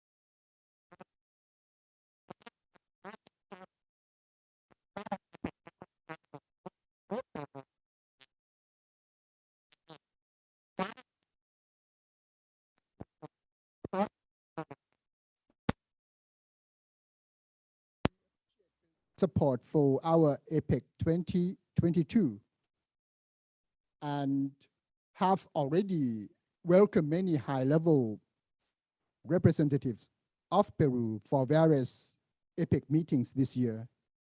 During our chairmanship, we exchanged views and best practices on supporting green growth, boosting connectivity, micro, small, medium enterprises, digital economy, and the inclusion of women entrepreneurs, among others area of work. Given Peru's expertise in circular and green economy, we are keen on strengthening our partnership in this dynamic field. You can count on Thailand to work closely with Peru in preparation for its upcoming APEC 2024 chairmanship. My third point is ASEAN-Peru economic cooperation. ASEAN and Peru relations are growing from strength to strength. We welcome Peru's accession to the Treaty of Amity and Cooperation in Southeast Asia, TAC, in 2019, when Thailand was the chair of ASEAN, which makes Peru the 38th contracting party to the treaty. Adherence to the TAC lays the groundwork for Peru to cooperate with ASEAN in a diverse number of areas, especially in fostering closer economic cooperation. In 2020, Peru was one of the main economic partners of ASEAN in Latin America and the Caribbean. We witnessed Peru's increasing openness to the Asia-Pacific region, as can be seen in the recent entry into force of the Comprehensive and Progressive Agreement for Trans-Pacific Partnership, or CPTPP, in September 2021. As Thailand is part of ASEAN and RCEP, and Peru is part of the Pacific Alliance and CPTPP, perhaps in the future, there is the possibility of an ASEAN-Pacific Alliance, FTA, to enhance our trade and investment ties on a larger scale. Regarding ASEAN-Pacific Alliance relations, ASEAN has a lot to learn and exchange best practices with this regional grouping, which includes some of Latin America's most open and liberal economies, such as Peru. Thailand is currently an observer of the Pacific Alliance. We are committed to deepening ASEAN-Pacific Alliance relations within the ASEAN-Pacific Alliance cooperation framework on issues such as promoting multilateralism, people-to-people relations, science and technology, sustainable development, and regional connectivity. In particular, I am pleased that the new ASEAN-Pacific Alliance work plan of 2021 to 2025 includes cooperation on post-pandemic recovery and the linkage between sustainability and green growth. Let me now focus on Thailand and Peru, which are close partners despite the distance between us. In 2013, Peru became Thailand's only strategic partner in Latin America, and the numbers have been very promising for Thailand and Peru's bilateral economic relations. In 2021, Peru was Thailand's 5th largest trading partner in Latin America, with a total trade volume exceeding $407 million US, and Thailand is Peru's #1 trading partner among ASEAN countries. I am particularly encouraged that although our early harvest free trade agreement only covers 70% of goods at the moment, I'm pleased that negotiations for the comprehensive FTA between Thailand and Peru are in their final stage. Looking ahead, besides exports of natural resources, we believe there is great opportunity for both sides to promote new normal products in our trade balance, such as medical equipment, work from home gadgets, and superfoods. Agriculture is a fundamental component of our open, export-oriented, and innovative economies, and ASEAN member states are among the most biodiverse countries in the world. In particular, Thailand is the 11th largest food exporter in the world and possesses a world-class food industry. We are fast becoming Asia's hub for bioeconomy. As Peru is a mega biodiverse country and also a major food agricultural exporter, agro industry is an area which we should join hands and work more closely together. This means technical and development cooperation in conjunction with trade and investment cooperation. Areas of potential cooperation that we envision include sustainable agriculture, organic and low carbon farming, bioeconomy, bioenergy, waste recycling, and water management. Bilateral technical cooperation between Thailand and Peru already complements our bilateral trade and investment. Our international development agencies, TIGA of Thailand and APSI of Peru, have carried out many joint projects under the Action Plan of Development Cooperation Program 2021 to 2023 in the fields of 6 important topics. First, alternative development. Second, tourism. Third, gastronomy. Fourth, public health. Fifth, science and technology. And sixth, human resource development. We also observe the progress of Peru's OECD accession process with great interest, as Thailand is also interested in becoming a member. In conclusion, ASEAN serves as an example of successful regional integration and has gone hand in hand with economic growth for prosperity and an increasing emphasis on sustainability. We are eager to share our experiences and ready to engage globally with our global partners, of which Peru is among one of our most valued partners and friends in Latin America. Thank you very much.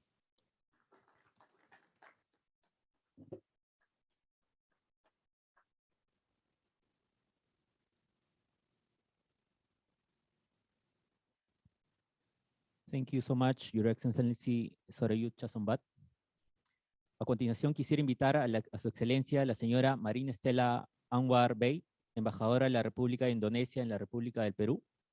Su excelencia estudió literatura alemana en University of Indonesia y desde el 2018 es embajadora extraordinaria y plenipotenciaria de Indonesia en Perú y en Bolivia. De 2010 al 2014, la embajadora Marina Estela se desempeñó como cónsul general de Indonesia en Hamburgo, Alemania. En su carrera como diplomática, ha servido en misiones de Indonesia en el extranjero, siendo estos Berna en Suiza, Toronto en Canadá y Berlín en Alemania. Your Excellency, please. Marina Estela Anwar Bey.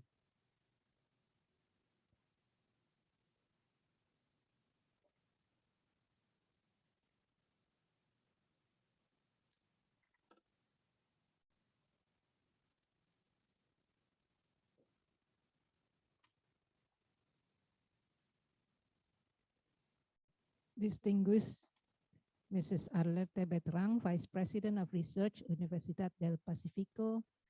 Distinguished Ms. Rosario Santagadea, Director of the Center for China and Asia Pacific Studies, Universidad del Pacífico.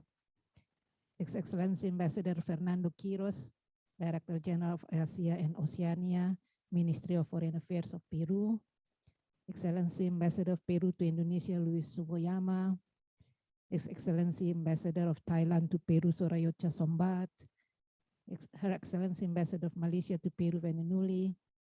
Her Excellency Ambassador Marin Ringland. His Excellency Ambassador Elat Escala. Ambassador Kapunyai, Distinguished Ms. Huita Mohamad, Director of Research Institute for Democracy and Economic Affairs. Honorable Mr. Edgar Vasque, Director of Research Center of Economic and Global Business ADEX. Distinguished Mr. Carlos Kuriyama, Senior Analysis Policy Support Unit Apec Secretariat. Distinguished Mr. Fabian Masquera, Country Manager for ASEAN Aki Group, Bangkok. Distinguished participants, ladies and gentlemen, good morning.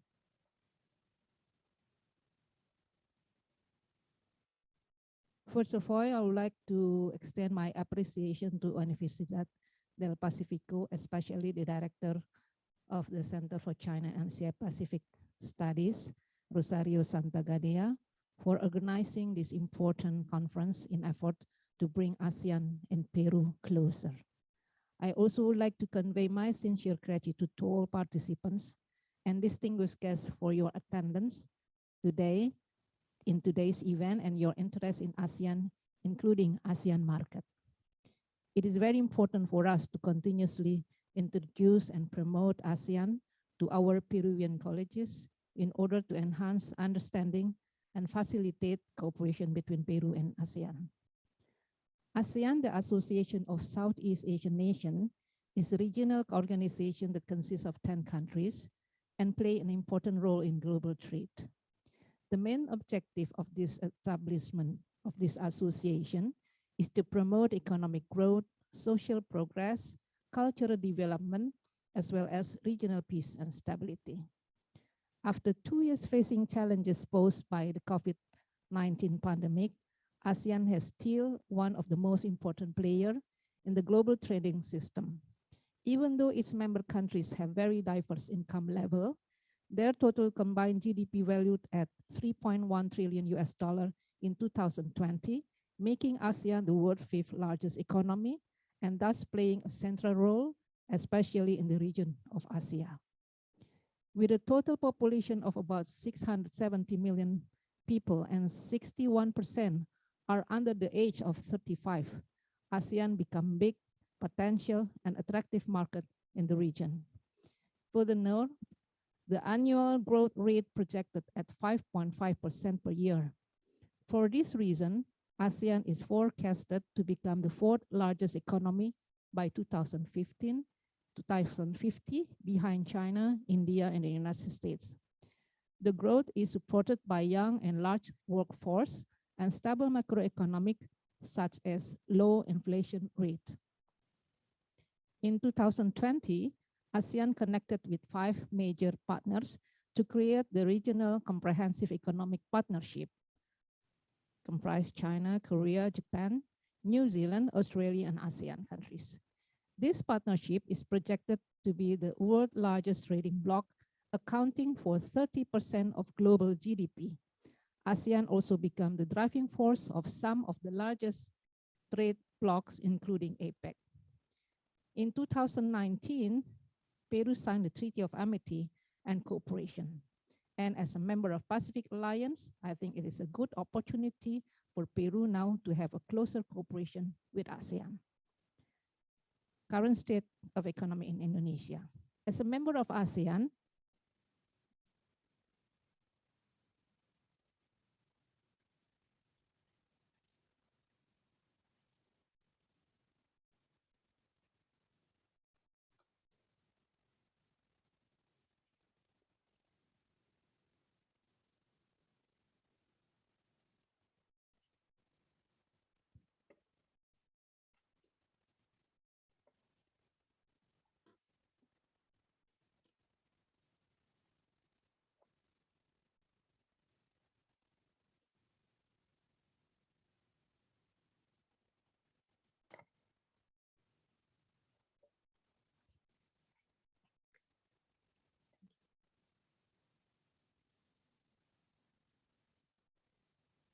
as a member of ASEAN, Indonesia has been continuously strengthening its economy by building strong foundation to become more resilient and sustainable nation.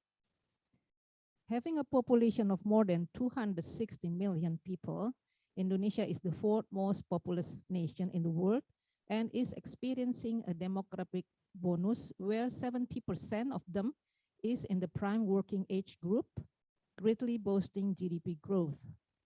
More than 64 million people belong to the middle affluent class, making Indonesia strong and the large domestic market.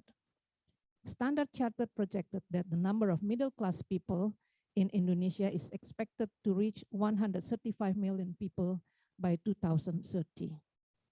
In 2015, Indonesia reached a GDP growth rate of 4.7%, becoming the 3rd faster growing economy behind India and China. In the last 5 years, Indonesia had a stable economic growth of more than 5%. It is also a politically stable and maturing democracy. Based on McKinsey's report, with this growth rate, Indonesia will be the 7th largest economy in the world by 2030. Nevertheless, due to pandemic COVID-19, Indonesia's economic growth experienced a decline to -2.1% in 2020. However, it grew into 3.7% in 2021 and is expected to grow by 5.0% in 2022 and 5.2% in 2023 as the domestic demand continues to recover. Today, Indonesia is the 16th largest economy in the world with a GDP of around $1.1 trillion and a member of G20. There are some reasons for Peru to consider doing business with Indonesia. Firstly, Indonesia has abundance of natural resources, so we can provide good materials for the industry, as well as large production and a strategic access to the global mobility.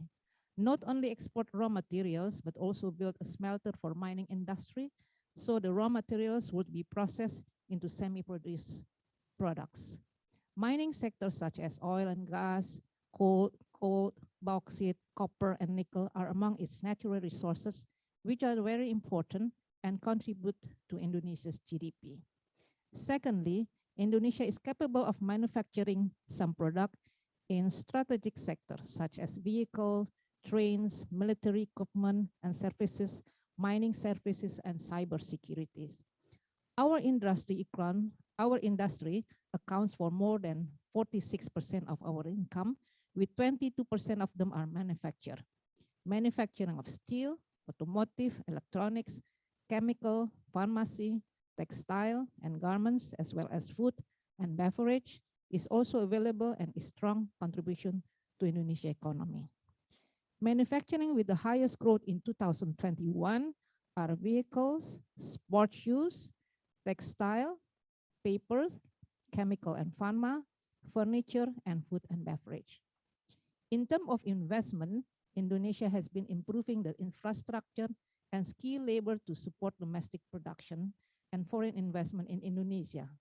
Indonesia also is on an upwards trend for ease of doing business, and the figure in 2017 is 91, and in 2019, the rank is climbing into 73.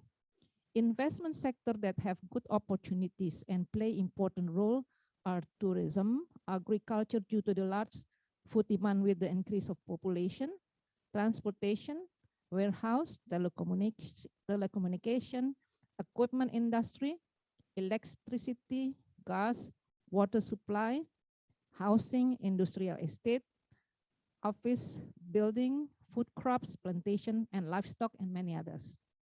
Indonesia has also global digital platform and has 5 big startup companies in the field of e-commerce, supply chains, logistics, delivery, fintechs, and travel, such as Dekakorn, Gojek with the value of $10 billion, Tokopedia, $7 billion, OVO, $2.9 billion, Bukalapak, $2.5 billion, and Traveloka valued $2 billion.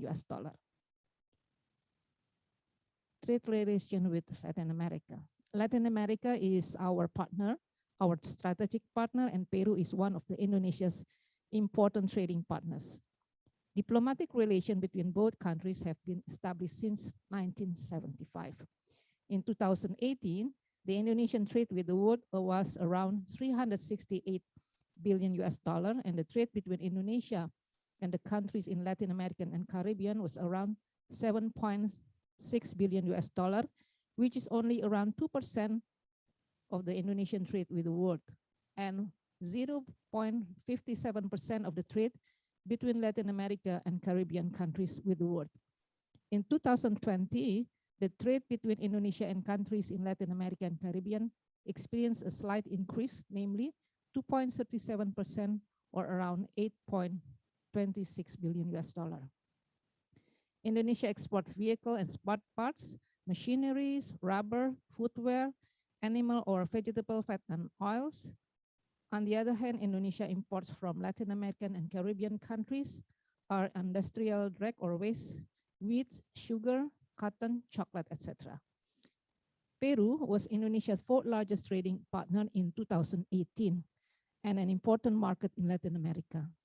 In 2020, Peru became the 3rd largest trading partner for Indonesia. Indonesia and Peru have agreed to achieve $1 billion bilateral trade target by 2025.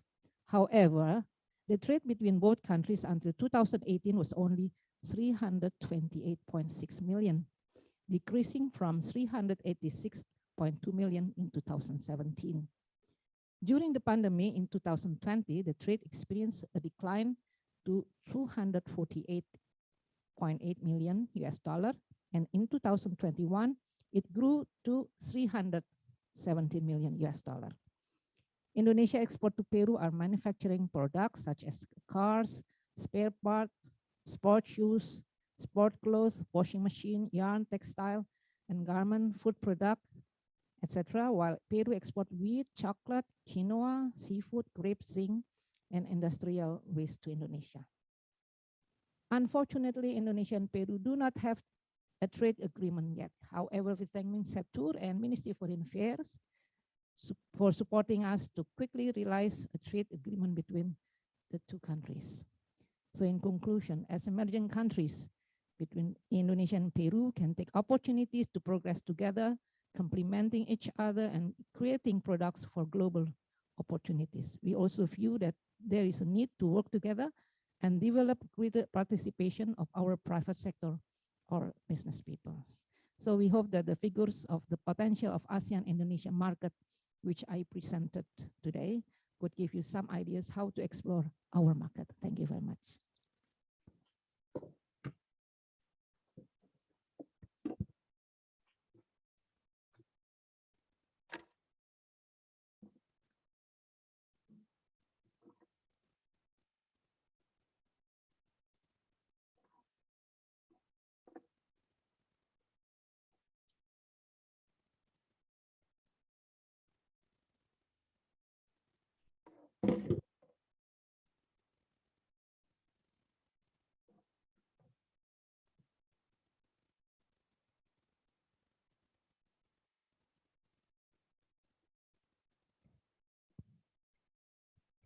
Thank you, Your Excellency Marina Estela Ambarbe.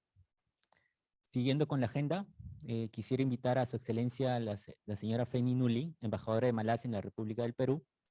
Su Excelencia es embajadora de Malasia en la República del Perú desde diciembre del 2019. Además, la embajadora Feni Nuli es acreditada simultáneamente como embajadora de Malasia en Colombia, Bolivia y Panamá.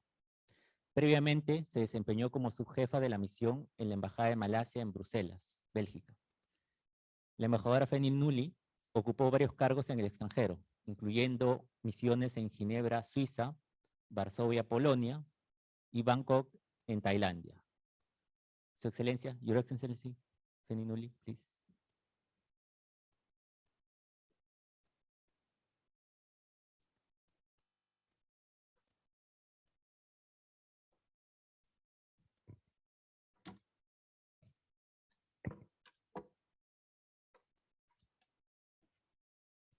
Good morning.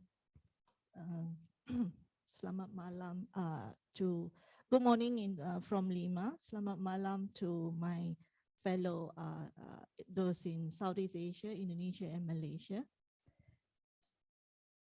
When I hold this mic, I might be like, I thought that I'm going to sing karaoke. So rest assured, I'm not going to sing today. Your Excellency Ambassador Fernando Quiros, Director General of ASEAN and Oceania, my ASEAN friend, Ambassador Soraya Chasombat, Ambassador of Thailand to Peru, and as well as chairmen of ASEAN Committee in Lima, or ACL, Ambassador, Excellency Ambassador Marina Estela Ambarbe, Madam Arlette Bertram, Vice President for Research of Pacifico University. Excellency, my dear friend, thank you.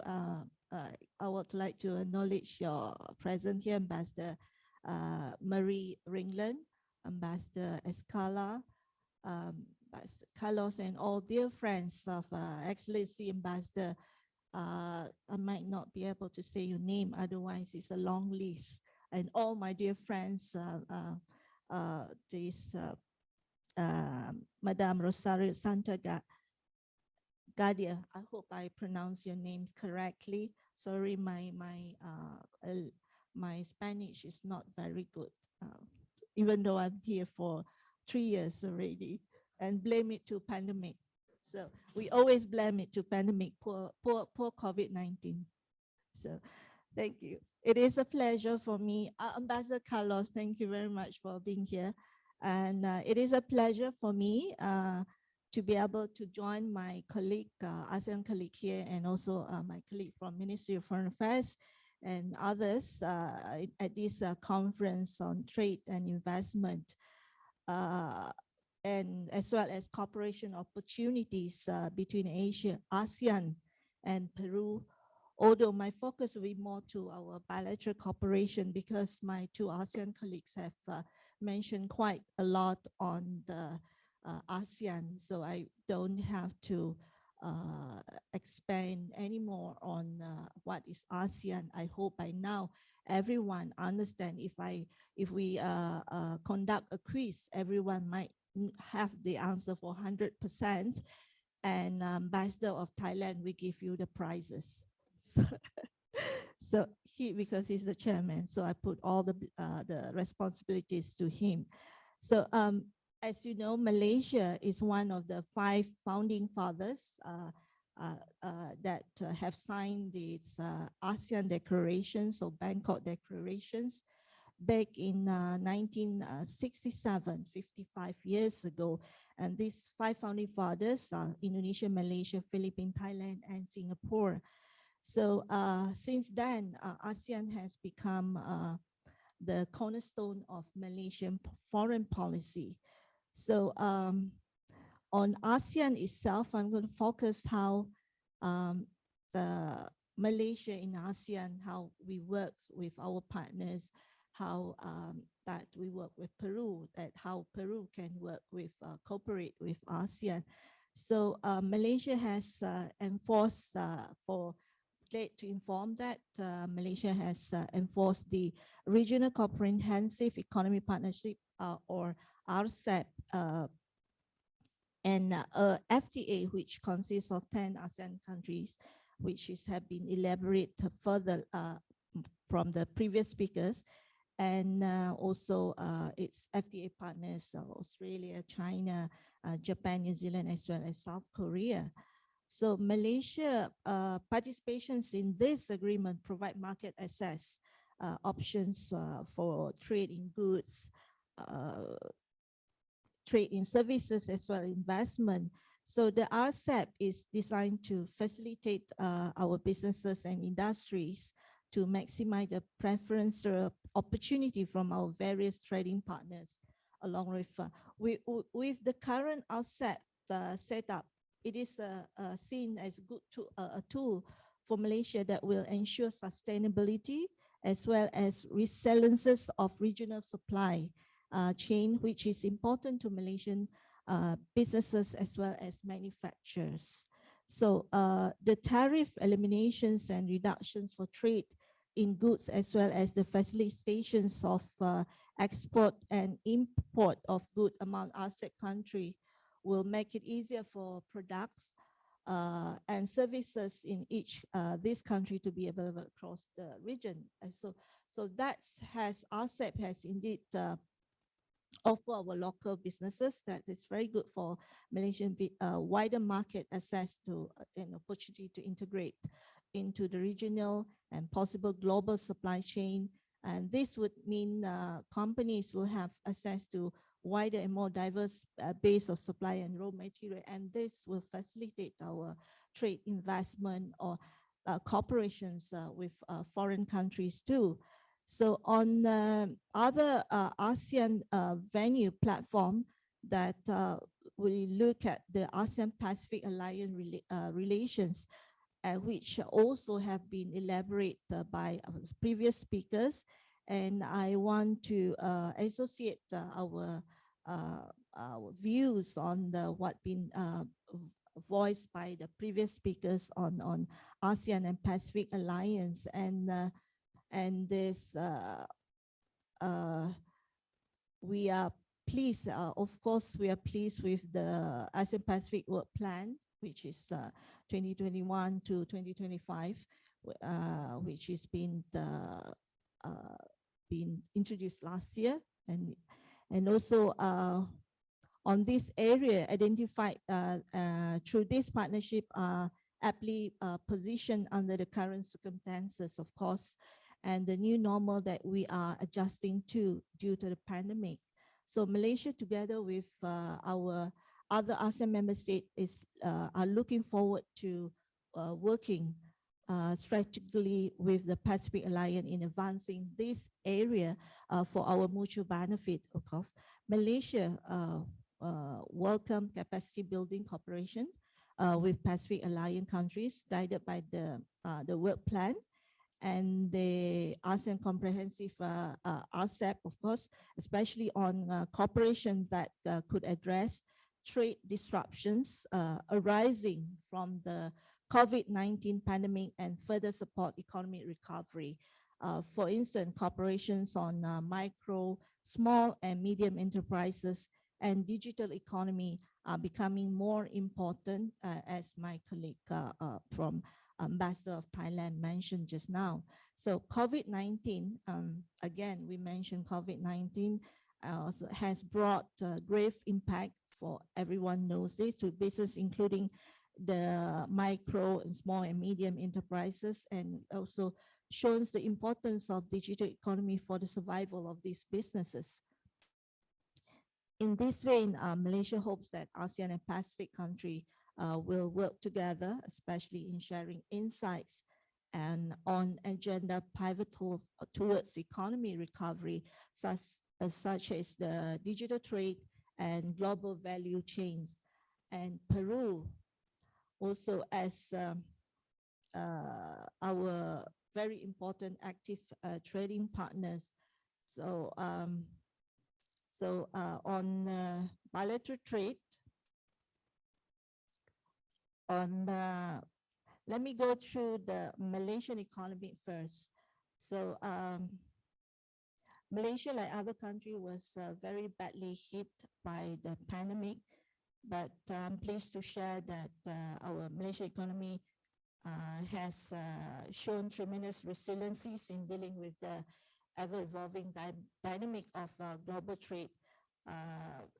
This is proven by the Central Bank of Malaysia report that for the first quarter of 2022, our domestic economy expanded by 5%, supported by the increase in economy activity as containment measures progressively relaxed.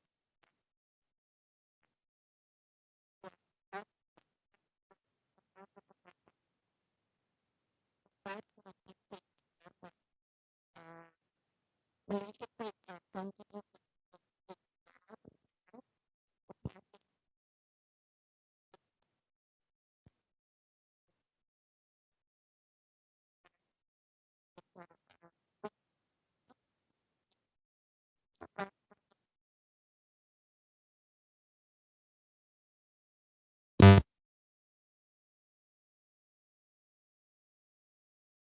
all-time record high for trade exports and import. Okay, for bilateral trade, Malaysia and Peru, it is very heartily to note that despite the general decline of global trade caused by the pandemic, Malaysia's total trade with Peru last year increased by 13.5% compared to 2020 to reach USD 290 million. So last year, similarly, for the first quarter of this year, Malaysia total trade with Peru shown an encouraging trend, increased by 48.5% to reach USD 120 million. Okay. Based on this positive trend, we look forward for the expansions of our existing trade activities, as well as opportunity to diversify our export of goods and services upon Malaysia. And I'm pleased to inform that Malaysia ratifications of the comprehensive and progressive agreement for trade Pacific partnership partnerships, CTPP. So it is in a good progress. We hope that we can ratify it by within this year. So I wish to underscore that the Malaysian government is steadfast in our commitment to ratify the CPTPP agreement. So I was made to understand that we are making steady progress on this front. So for trade, for Peru,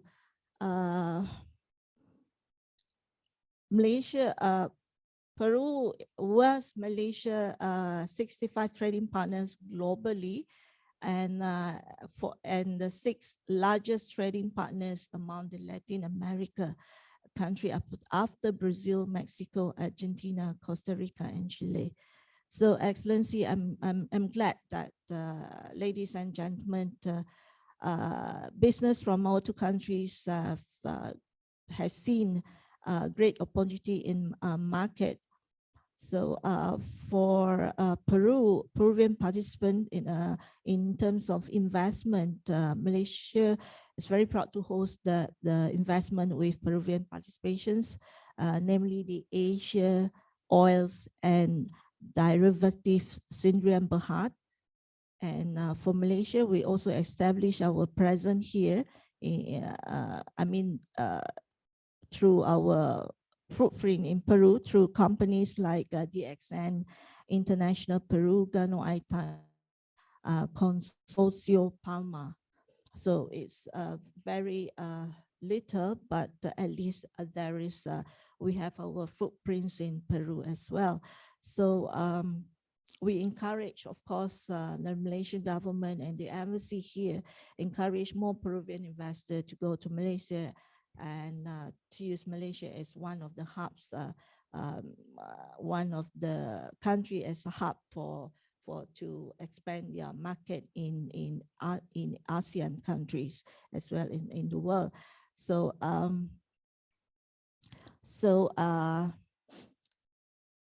another opportunity that the corporations that I see that can be explored with Malaysia is electrical, and one of it is like electrical and electronic.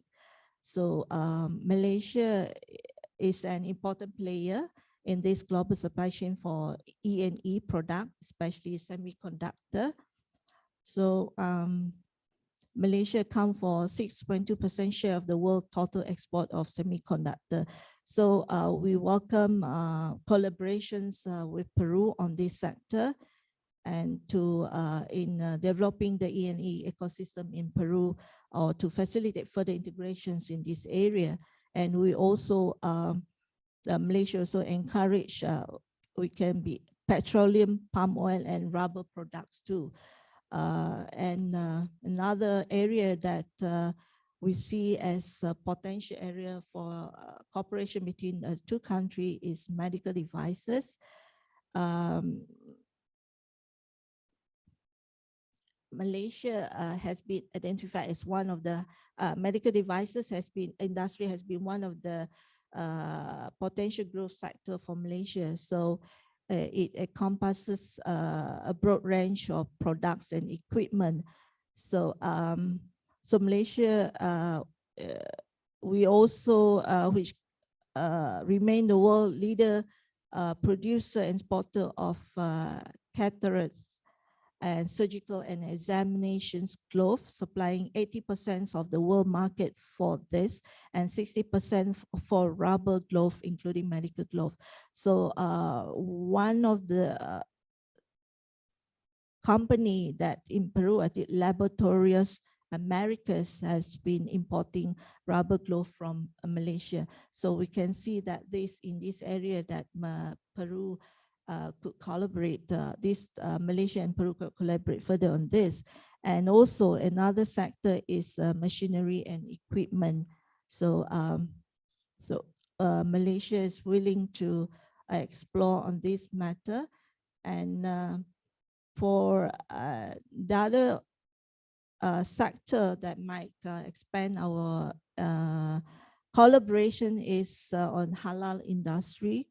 So according to the States of the Global Islamic Economy 2022 reports, the global halal market is projected to grow to USD 7.7 trillion by 2025, presenting a vast potential for halal products and services.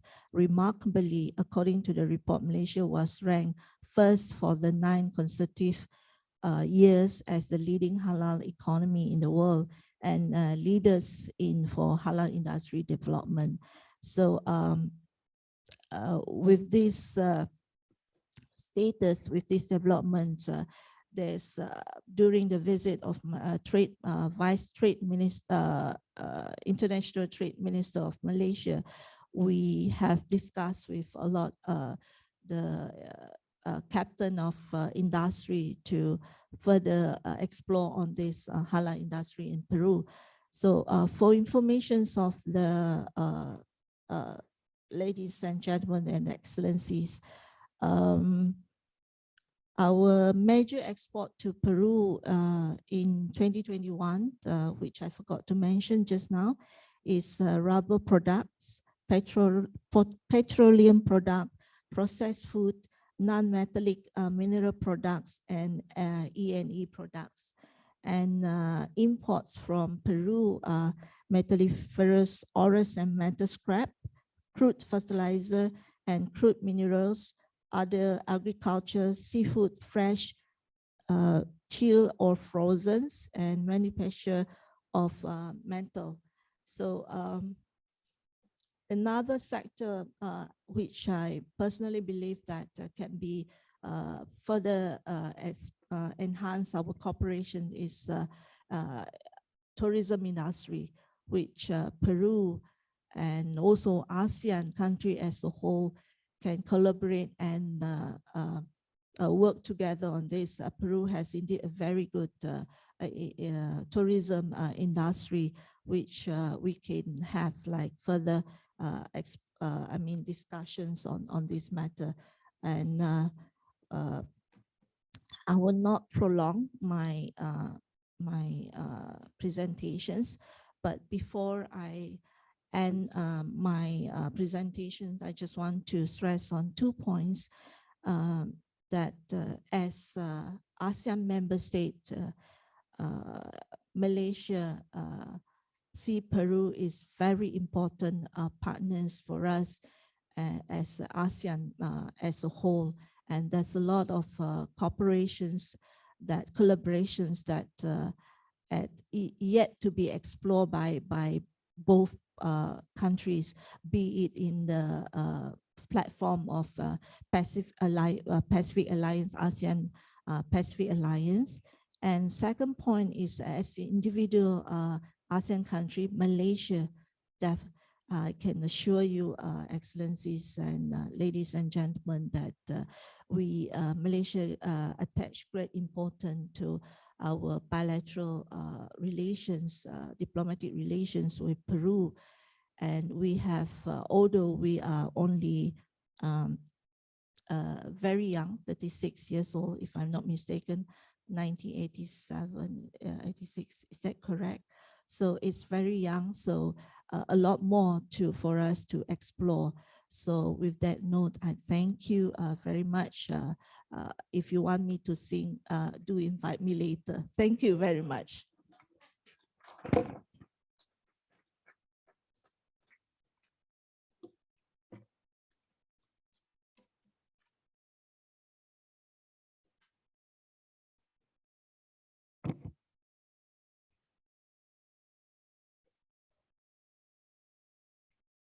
Thank you, Your Excellency Feni Nuli. Daremos inicio al último bloque de esta segunda sesión titulado Perspectiva Empresarial, Oportunidades y Estrategias, en donde conoceremos el caso de estudios de la empresa Apec Group en el mercado de ASEAN, además de las tendencias y reflexiones del comercio internacional del Perú con los países del sudeste asiático. Comenzando con este bloque, me gustaría dar la palabra al señor Fabián Mosquera, Country Manager para ASEAN de Apec Group, El señor Mosquera obtuvo su licenciatura de Administración de Negocios con especialización en Logística Empresarial de Andrea Area University Foundation. Se unió al grupo AGE en Latinoamérica liderando diversos proyectos regionales. En el 2016 fue promovido a gerente de distribución en Indonesia y desde el 2017 radica en Tailandia, encargado de liderar la gestión y la operación del grupo AGE en ASEAN. Posee más de 8 años de experiencia en temas de ventas y comercio en el Asia y ha liderado a la compañía a expandirse en los principales mercados de esta región. Estimado señor Mosquera, adelante, por favor. Okay, good morning, ladies and gentlemen. Selamat malam, sahabat Krabi Nation, distinguished ambassadors, distinguished panelists.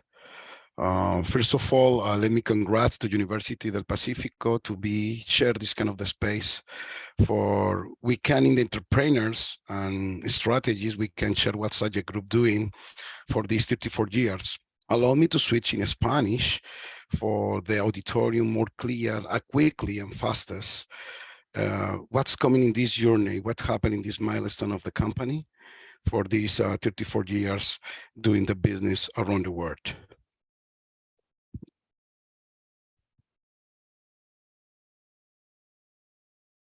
Okay. Buenos días con todos ustedes. Realmente para mí es un honor poder compartir con ustedes lo que viene haciendo AG Group en el mundo. Rápidamente, es un tiempo muy corto, sin embargo, quiero compartir con todos ustedes las estrategias que la compañía ha tomado, cómo la compañía en tan solo 34 años ha logrado posicionarse como la 4ª compañía más grande de bebidas en el mundo. Y bueno, ¿qué estamos haciendo en ASEAN, no? Como ustedes bien saben, pues este es un conglomerado de 10 países donde hoy tenemos prácticamente presencia en 7. Tenemos empresas, industrias en 3 de ellos, Tailandia, Vietnam e Indonesia. Tenemos presencia en exportación en 7 de ellos, más de 100 millones de inversión que tenemos en ASEAN, más de 13 líneas de producción y más de 1.600 colaboradores, un poco para que entiendan un poco dónde se encuentra AG Group en ASEAN como tal. Y bueno, ¿qué es ser emprendedor? Bueno, nuestra compañía tiene 5 valores y el más importante es el emprendedor y creo que es claro demostrarlo con lo que ha hecho en tan solo 34 años, ¿no? Y más adelantico vamos a poder compartir con ustedes un poco cómo ha sido esta travesía y que ha sido a través de toma de decisiones, ¿no? Primero sobre una visión bien fundamentada que a través de la búsqueda de fuentes generan ideas, ¿no? De ahí, de un buen talento de recurso humano, es importante siempre las personas hacer toda esta lluvia de ideas que te permitan obviamente llevarte a una estrategia, ¿no? Obviamente siempre teniendo una meta, ¿no? Es importante siempre que ustedes se coloquen metas cuando colocan una visión del inicio, ya que la meta es la que te va a permitir poder llevar a alcanzar tu visión de emprendedor. Entonces quería un poco con pequeñas frases poder compartir con ustedes lo que la compañía hace todos los días a través de sus 5 principios, de sus 5 valores y cómo los representa en nuestro valor de emprendedor, ¿no? Como se pueden dar cuenta, AG, la familia Ñaños, nació en Ayacucho hace 34 años que nació nuestra compañía y bueno, su principal valor fue el de emprender. Todos sabemos cómo se afligía hace 34 años en la ciudad de Ayacucho, los problemas que estaban sucediendo en la ciudad de Ayacucho y qué difícil era posiblemente hacer negocio, ¿no? Y a través de sus 5 valores que están fundados desde su ADN, el valor emprendedor creo que es el más fuerte a destacar de los valores que la compañía de la familia Ñaños ha colocado en cada uno de sus colaboradores.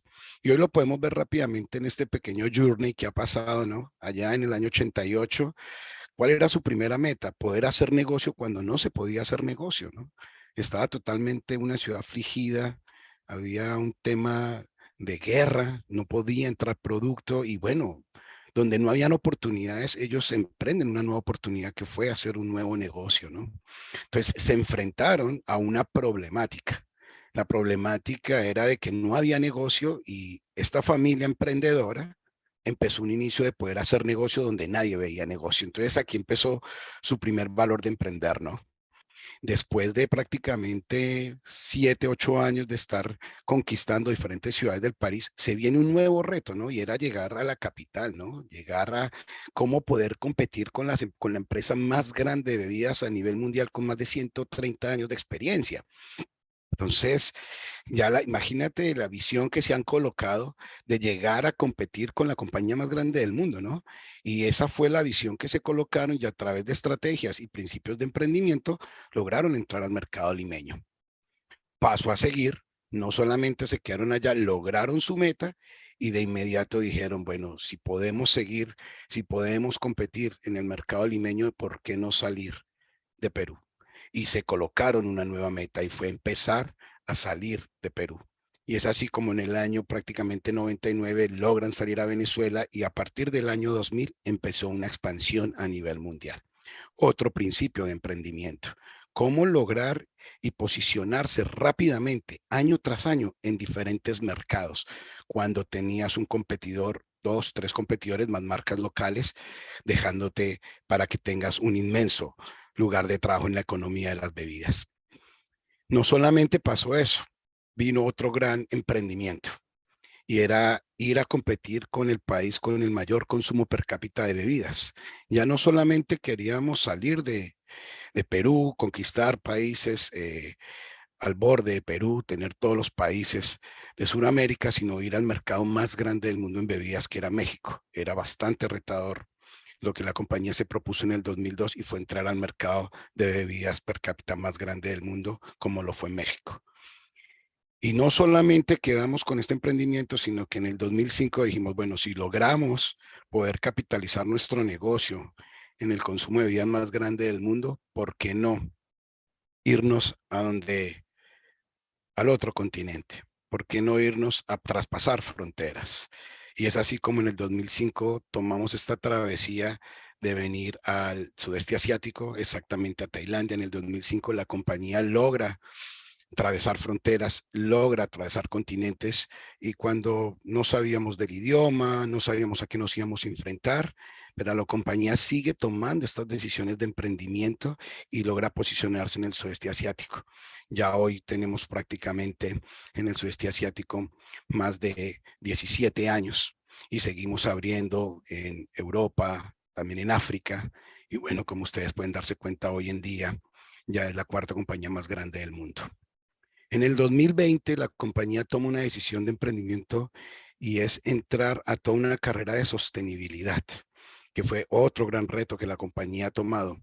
Como ustedes lo saben, hoy una maravilla del mundo, World Heritage, como lo es Machu Picchu, carbón neutro, y somos nosotros con nuestra marca Cielo, los que hemos creado para que Machu Picchu y proteger a Machu Picchu para que sea carbón neutro, y no solamente en América, también lo hemos hecho precisamente con el embajador Fernando.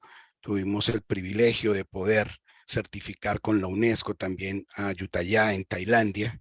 El año pasado también protectores de Ayutthaya, otro World Heritage del mundo. Seguimos en construcción de buscar y seguir protegiendo los World Heritage. Este año estamos cerrando Borobudur y Angkor Wat en Camboya. Y adicional a esto, que la compañía se mete en todas las ODS, se genera un nuevo gran reto nuevamente en el 2022 y es entrar al mercado de comestibles y también de home and healthy care. Entonces, ese es un pequeño journey que quería mostrarles a ustedes rápidamente cómo la compañía ha logrado impactar en su principio de emprendedores cada uno de sus metas, siempre colocándose una idea, una estrategia y poder lograr llegar a cometer sus goals que se ha trazado. Y bueno, ¿y cómo lo estamos traduciendo hoy en día en el mercado del sudeste asiático? Pues hoy pasar de 1.4 billones a 2.500 billones es lo que la compañía hoy se ha trazado en el sudeste asiático. Y hoy lo compartimos con ustedes porque para la compañía es importante seguir creciendo de la mano de sus colaboradores y no solamente de la estrategia de negocio, también seguir creciendo con todos nuestros proveedores, que son también los que nos permiten en la cadena de valor llegar a lograr las metas que hemos trazado en el transcurso de los próximos 10 años. Ya ustedes podrán ver en Perú, quise un poco nombrar la marca de gusto, como se pueden dar cuenta, es una marca que tan solo lleva 2 años, algunos de ustedes la conocen allá en Perú, y hoy ya se encuentra en el sudeste asiático con tan solo 1 año que ha lanzado esta marca. Esto es la potencia que tiene la compañía para crecer en el timeline de las marcas. Como se pueden dar cuenta, siempre colocando los timelines de goals para poder llegar a las metas que se traza como emprendimiento. Quiero compartir con ustedes un pequeño video. De pronto no es un spot comercial directamente, solo es un poco mostrarles a ustedes cómo la influencia del sudeste asiático viene traspasando fronteras y cómo logramos nosotros capitalizar las oportunidades del mercado. Un mercado de 8 millones de dólares, cómo entrar a un mercado de 8 millones de dólares en tan poco tiempo, y es la estrategia adecuada y correcta para utilizarla.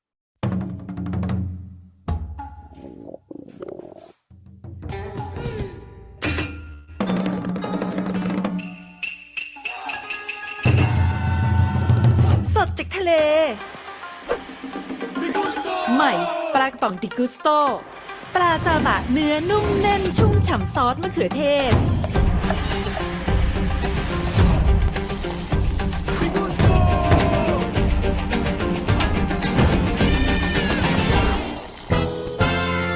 ทำอะไรก็อร่อยอร่อย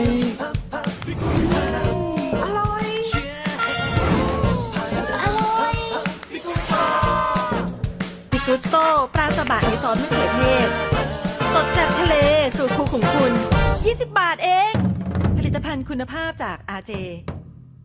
Lo que quiero un poco compartir con ustedes aquí no es tanto el spot comercial, sino un poco mostrarles a ustedes el nivel de emprendimiento de la compañía, que en tan solo 1 año puede hacer el desarrollo de nuestras marcas y poder llegar a los diferentes países en que nos encontramos, y desarrollando entre un mercado bastante competitivo, marcas de otro nivel de valor, pero lo más importante, que es un precio que puede llegar al consumidor, ¿no? Creo que es la estrategia del grupo, es el ADN del grupo, y compartir con ustedes que siempre la estrategia que se trate tenga en el tiempo la evolución que permita ser sostenible. Como otro caso de emprendimiento, mostrarles a ustedes cómo la compañía genera en el mismo packaging los cambios de estrategias. Un poco lo que quiero compartir con ustedes acá es, cuando ustedes tengan un desarrollo, cuando ustedes allá en los distintos negocios que se encuentren, no solamente vean qué es lo que pasa con la competencia, sino qué es lo que pasa al interno de sus negocios, qué es lo que está pasando al interno de sus productos, cómo poder evolucionar en sus productos. Allí pueden encontrar las capacidades para poder evolucionar sobre el mismo producto ya creado y crear un producto mucho más competitivo. Entonces los invito hoy en día a poder compartir con ustedes estas experiencias que hemos hecho en AGE, poder comentarles a ustedes cómo nosotros a través de estos principios de emprendimiento hemos logrado capitalizar mercados y a una velocidad, como se pueden dar cuenta, en 34 años de experiencia, más de 22 países directos y 17 indirectos, es la velocidad que el grupo tiene. Y esto es por los principios de emprendimiento que tenemos desde nuestros colaboradores hasta nuestros directores. Importante este caso, yo creo que en los próximos 10, 20 años podremos ver con mucho más fuerza lo que viene logrando el grupo con su marca Mayu o Viva Mayu, como la conocen en Perú, con todos los proyectos de sostenibilidad. Como ustedes bien saben, de aquí al año 2050 tenemos que reducir nuestra huella de carbono, impacto climático bastante fuerte, y la compañía se ha metido prácticamente de los 17 ODS de sostenibilidad globales mundiales, nos encontramos en 9. Son 9 ODS en los que hoy la compañía se encuentra trabajando para poder aportar al mundo el cambio climático que necesita el planeta. La compañía desde el 2020 prácticamente ha puesto a todo su personal y a toda su estrategia de negocio y de marketing, liderándola a través de los ODS. Hoy en día un producto se lanza primero viendo su parte sostenible y después viendo su parte comercial. Entonces sí, compartir con ustedes cómo la compañía en estos 34 años ha evolucionado, y en los ODS donde hoy nos encontramos, que son ciudades y movilidad, como ustedes bien lo saben, cielo es protector de Machu Picchu, vida es protector de Ayutthaya. Hoy nos encontramos con proyectos en Colombia, en Ecuador, en Perú, nos hemos certificado en Galápagos, hemos sacado productos totalmente naturales, como lo son las marcabayo y amayo que ustedes conocen en Perú, también la tenemos en el sudeste asiático.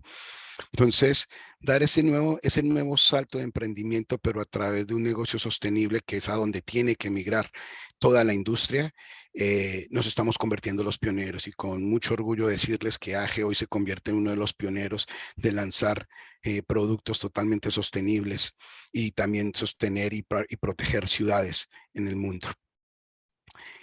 Es importante comentarles también sobre este spot.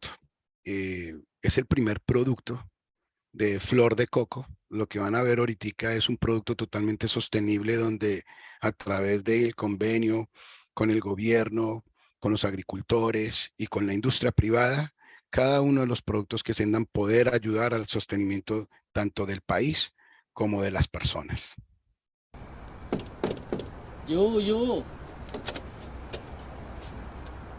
เอ้ามาอยู่โอเคมา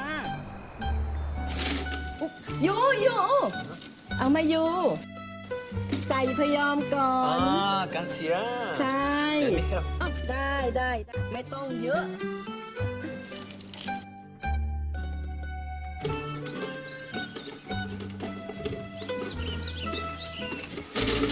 เอ้ามาอยู่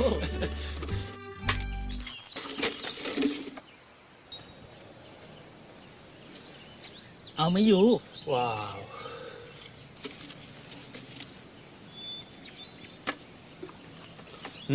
อร่อยตามมาอยู่เอ้ามาอยู่เอามาอยู่ทางนี้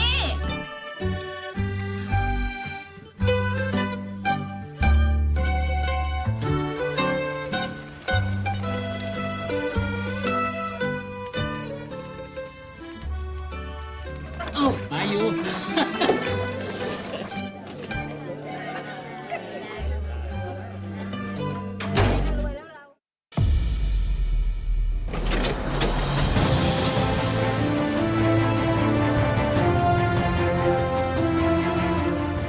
มาอยู่ เอามาอยู่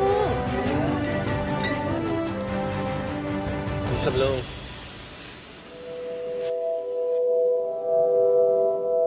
เอามาอยู่ทางนี้ เอ้ามาอยู่ เอาไม่อยู่ เอ้ามาอยู่เอามาอยู่ อามายูน้ำช่อดอกมะพร้าวแท้จากธรรมชาติ ดีต่อสุขภาพ เพิ่มความสดชื่น สร้างรายได้ให้เกษตรกรไทยอย่างยั่งยืน เอาอีกไหมลุงเอามาอยู่ อามายูน้ำช่อดอกมะพร้าวแท้จากธรรมชาติ ผลิตภัณฑ์คุณภาพจากAJ. Importante aquí lo que pudimos ver es un producto que se recoge gota a gota. Para que tengan una idea, después de 10 años se convierte este producto en lo que ustedes conocen naturalmente como la agua de coco, pero van a tomar un producto 10 años antes. Y lo más importante es la sostenibilidad de este proyecto, puesto que cada botella que se vende de Amayo está colaborando a la plantación, a más plantaciones en el territorio, y adicional a eso, a todas las comunidades. Entonces, es la nueva visión de la compañía, la queríamos compartir con todos ustedes, lo que venimos haciendo en Latam, en América, en Europa, también en África y en el sudeste asiático. Otro caso de éxito de emprendedores que queríamos compartir con ustedes es cómo la compañía también vio oportunidades, no solamente en colocar industrias propias, sino también en el canal de exportación, que también encuentra oportunidades, y hoy también con todos los países de ASEAN es precisamente lo que se viene incentivando, ¿no? Hoy hay una gran oportunidad de hacer negocio con ASEAN, hay unas grandes alianzas hoy en día. Permítame destacar el trabajo que ha hecho el embajador Quiroz en el sudeste asiático con tantos productos que ha traído. Creo que ha sido unos excelentes años, de 4 años de trabajo para poder diversificar estas conexiones entre Perú y ASEAN como tal. Entonces, este es un nuevo journey que la compañía ha tomado, como se pueden dar cuenta, prácticamente de los 10 países de ASEAN nos encontramos hoy en 7 de ellos a través también de exportación y es un canal que viene obviamente creciendo y estamos en búsqueda de poder llegar a unos nuevos territorios. Importante y un pequeño comentario que quiero destacar acá con todos ustedes, sean partícipes de ferias, los invito a que vayan a tratar de ir a todas las ferias que más puedan, también es parte del crecimiento profesional de cada uno de ustedes, ya que en las ferias te puedes llevar mucho conocimiento, puedes ver qué está pasando, las tendencias, cómo viene el mundo, hacia dónde vas. Entonces sí creo que es importante poder compartir con ustedes todo lo que podría encontrarse en una feria, estas actividades que viene haciendo la Universidad del Pacífico, que permita diversificando y enseñándole a sus estudiantes y a todos sus invitados lo que está pasando en el sudeste asiático. Como ustedes saben, si bien es cierto, para ustedes ahorita empieza el día, para nosotros termina, entonces creo que el sudeste asiático con el dinamismo que tiene, la quinta economía más grande del mundo, va a permitirles a ustedes poder tener un approach de lo que se viene en consecución de los años.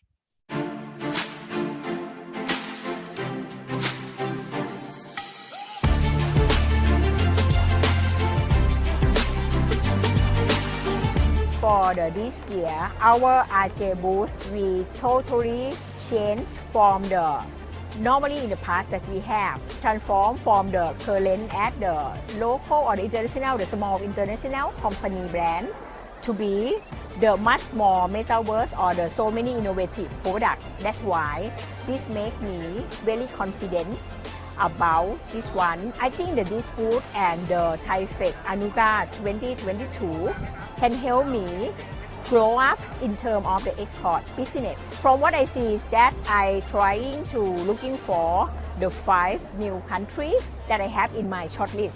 They are in the rank is Papua New Guinea, Brunei, Philippines, Singapore and Malaysia.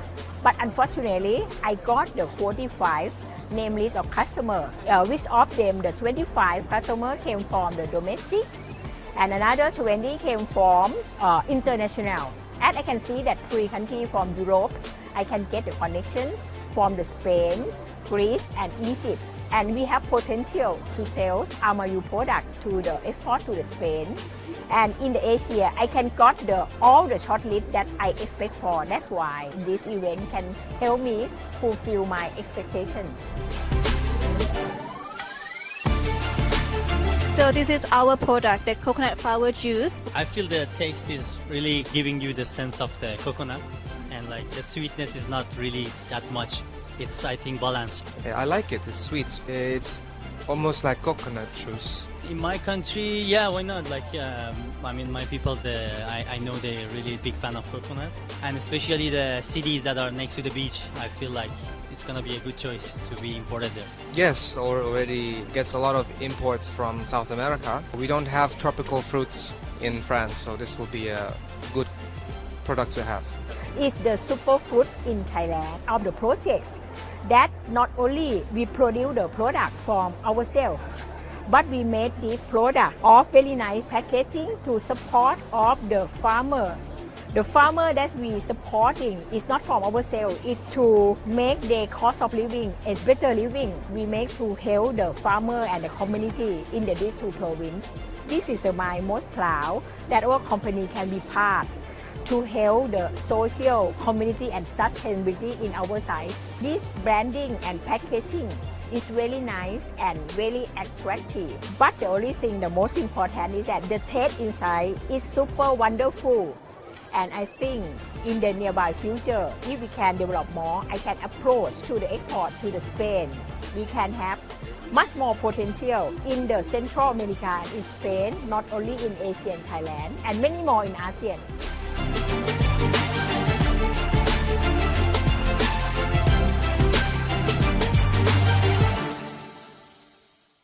Bueno, aquí quiero felicitar también a todo el trabajo que se viene haciendo desde la embajada peruana, con todo en los ThaiFex que venimos haciendo en los últimos años, puesto que los superfruits de Perú vienen entrando con mucha connotación en el sudeste asiático.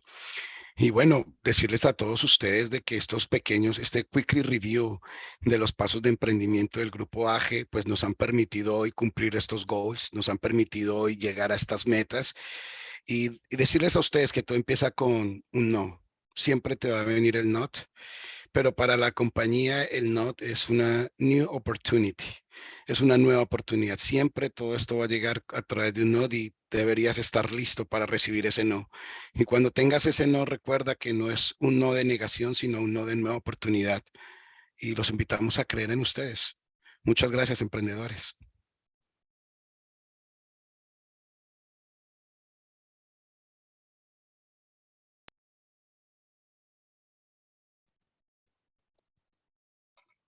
Muchas gracias, estimado señor Mosquera. Ahora me gustaría dar la palabra al señor Edgar Vázquez, director del Centro de Investigación de Economía y Negocios Globales de la Asociación de Exportadores ADEX, quien nos comentará de las relaciones comerciales entre el Perú y el ASEAN. El señor Edgar Vázquez es economista de la Universidad Ricardo Palma y cuenta con estudios de especialización en comercio internacional y negocios internacionales. Cuenta con una amplia experiencia profesional en el sector público y privado. Anteriormente ocupó el cargo de ministro de Comercio Exterior y Turismo y presidente de la Junta Directiva de la Comisión de Promoción del Perú para las Exportaciones y el Turismo. Adelante, estimado señor Vázquez. Buenos días a todos, muchas gracias a la Universidad del Pacífico por la invitación y felicitaciones por el evento, que estoy seguro que está colmando las expectativas de todos. Permítanme compartir mi pantalla para poder iniciar mi presentación. Es importante, creo yo, este tipo de esfuerzos que nos permiten conocer más el potencial que existe en un mercado tan grande, tan amplio. Los expositores que me precedieron han explicado muy bien las magnitudes, las oportunidades. Y ahora quiero mostrarles un poco desde la perspectiva de los números, desde la exportación peruana y el interés que tienen los exportadores respecto de este importante mercado que significan los países del sudeste asiático y por supuesto los socios de ASEAN en principio. Y cómo el Perú también ha logrado construir una red de acuerdos con algunos de ellos y la agenda pendiente, ¿no? Porque hay claramente agendas que todavía necesitan culminarse y de esta manera abrir oportunidades tanto para nuestros socios en el sudeste asiático como para el Perú. En los últimos años, el comercio bilateral entre el Perú y los países de la ASEAN ha venido creciendo de manera significativa. Ya estamos acercándonos a los 3.000 millones de dólares en intercambio comercial. Esto es algo muy importante, demuestra que hay interés, que hay dinamismo. Si bien por el lado de las importaciones peruanas desde los países de ASEAN se denota el mayor crecimiento, también podemos observar que las exportaciones han evolucionado de manera favorable, con menos dinamismo probablemente, pero con una, digamos, dinámica positiva, por lo menos hasta el año 2021. Y esto tiene que ver también, por supuesto, con una cada vez mayor presencia del Perú en el sudeste asiático.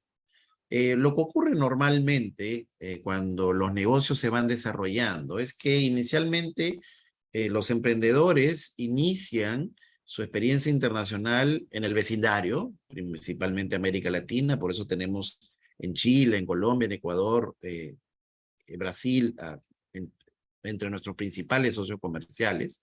Luego, por supuesto, van explorando el resto del territorio, Estados Unidos, Canadá, Europa, y el paso, digamos, adicional siempre es ir conforme se van logrando mayores capacidades, avanzando hacia destinos cada vez más alejados como el Asia, en donde por supuesto hay que conocer muy bien la logística, hay que conocer la cultura, hay que conocer las formas en las que se establecen los negocios y de esta manera por supuesto también adaptar los productos para que cada vez puedan tener mayor éxito y penetración. Esto es un proceso que viene desarrollándose en los últimos años por el lado de la oferta exportable peruana, probablemente no al ritmo que quisiéramos, pero no podemos negar que hay un creciente interés por el lado del empresariado peruano que se manifiesta en misiones empresariales que se hacen. Hace muy poco hemos estado con una delegación de empresarios socios de la Asociación de Exportadores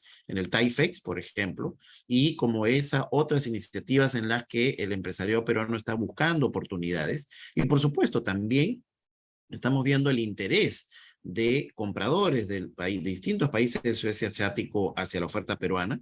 Por ejemplo, del 21 al 23 de septiembre se va a realizar nuevamente de manera presencial la Expo Alimentaria en el Perú y ya tenemos registrados un interesante número de compradores y visitantes del sudeste asiático de distintos países que van a visitar la feria, por supuesto en un interés de establecer negocios con empresas peruanas.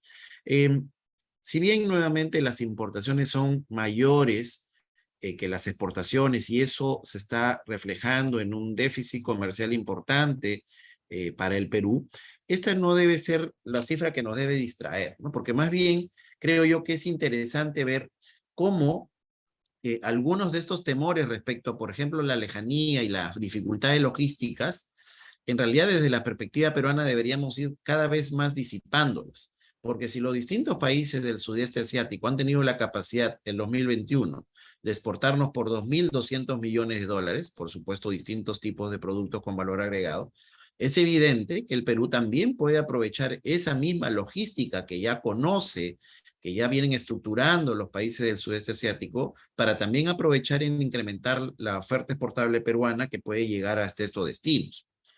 Lo que está ocurriendo en el primer semestre de este año es algo complejo, hay una contracción fuerte de las exportaciones peruanas, ahora lo vamos a ver con mayor detalle, y hay un crecimiento todavía importante de las importaciones de los países del sudeste asiático, pero nuevamente, ¿no?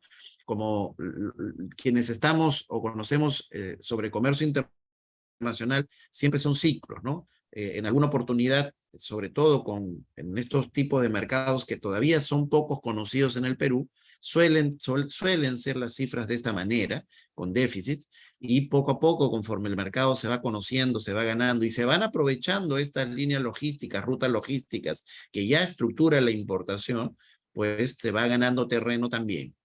A la mano de esto, tenemos por supuesto que seguir abriendo los mercados a través de negociaciones. Indonesia es un gran reto pendiente, voy a conversar un poco más sobre eso en adelante, pero no hay que dejar de lado las oportunidades que ya tenemos abiertas a través de otros tratados de libre comercio. En ese sentido, el comercio entre el Perú y el sudeste asiático muestra una tendencia creciente, más dinamismo en nuestras importaciones. Nuestras exportaciones tienen un gran reto ahí de aprovechamiento de oportunidades y de aprovechamiento de esta logística que ya se está estructurando, y por supuesto a partir de ello creo yo que desde el sector empresarial peruano, sobre todo, tenemos la gran responsabilidad de mirar con mayor atención el mercado del sudeste asiático, viajar, conocer, como creo que nos ha recomendado y como es lo que corresponde el colega que me precedió de AG Group. Hay que visitar, hay que asistir a las ferias, hay que hacer conocida la oferta exportable peruana de diversos sectores y de esta manera ir ganando oportunidades en estos importantes mercados que significan el sudeste asiático. En el caso del Perú, nuestras exportaciones hacia el sudeste asiático en el 2021 estuvieron principalmente compuestas por productos minerales. Estamos hablando que casi el 66% de lo que exportamos al sudeste asiático fueron minerales. Aquí el principal socio fue Filipinas. Filipinas concentró un poco más del 52% de las exportaciones peruanas de minerales, y el principal producto exportado fue el cobre y concentrados de cobre. Digamos, en ese sentido, además, con un crecimiento interesante, cercano al 20%, en realidad de manera específica 18.3%. Es evidente, la oferta exportable peruana en general al Asia todavía está siendo dominada por los productos mineros. Si uno ve el continente asiático en su conjunto, más del 90% de lo que se exporta son minerales. En ese sentido, la composición de la canasta exportadora al sudeste asiático en particular tiene una mejor distribución que si consideramos el Asia en su conjunto. En ese sentido, creo yo que es interesante ver que hay otros sectores que están aprovechando oportunidades y cada vez están creciendo más. El segundo sector relevante en la exportación peruana son los productos pesqueros. Hemos tenido un pequeño retroceso anual el año pasado debido a diversas condiciones de la capacidad que hemos tenido de captura, entre otros, pero sigue siendo un sector relevante. Estamos hablando que más del 17% de lo que exporta el Perú al sudeste asiático son productos del sector pesquero. Y ahí tenemos a Tailandia como el principal destino. Casi 51% de todo lo que exportamos en el sector pesquero se dirige a este importante socio comercial del Perú, con el cual tenemos además acuerdo comercial vigente y se han hecho algunas mejoras recientemente en el esfuerzo que ha hecho digamos, el Ministerio de Comercio Exterior y Turismo con su contraparte tailandesa. Aquí los principales, digamos, el principal producto que exportamos son la pota, el calamar gigante, ¿no? Que es un importante producto con alta demanda en los mercados del Asia en general y en el sudeste asiático en particular. Y nuevamente, aquí el tema ha sido más una condiciones naturales respecto a la biomasa, que son cíclicas también y que estoy seguro que conforme el ciclo también se va recuperando, vamos a seguir exportando. Y hay una gran oportunidad todavía porque la oferta exportable de la pesca y la acuicultura peruana es mucho más amplia. Y tenemos que, por supuesto, ir más allá de solamente los productos de pesca, también aprovechar los productos de acuicultura. El tercer sector relevante es la agroindustria, los productos agrícolas. Estamos hablando que 12.3% de todo lo que el Perú exporta al sudeste asiático son productos agrícolas y aquí el dinamismo ha sido significativo. Estamos hablando de que estas exportaciones han crecido 27% y tenemos a Indonesia con nuestro principal mercado. Estamos hablando de 52.1% de todo lo que exportamos en productos de la agroindustria se dirige en este importante país con el que aún no tenemos acuerdo de libre comercio. Se llegó a desarrollar un estudio conjunto de factibilidad. Se han tenido diversas reuniones. Lamentablemente, la pandemia luego retrasó seguramente estas circunstancias. Esperamos que los gobiernos puedan dinamizarlo. Estoy seguro que el trabajo también de nuestros embajadores del Perú en estos importantes mercados y en particular nuestro embajador en Indonesia está muy activo buscando que apuntalar el interés en ambos lados y que finalmente hayan fechas concretas de un posible inicio de negociación que nos permita a ambos países incrementar ese comercio y captar oportunidades. Aquí el principal producto es el cacao. Estamos hablando de un producto además que ha tenido un crecimiento interesante, más de 46.5% de crecimiento el año anterior. El siguiente sector son los productos químicos. Hasta aquí, digamos, es lo que normalmente el común de las personas conoce de la oferta exportable peruana: minería, pesca, agricultura.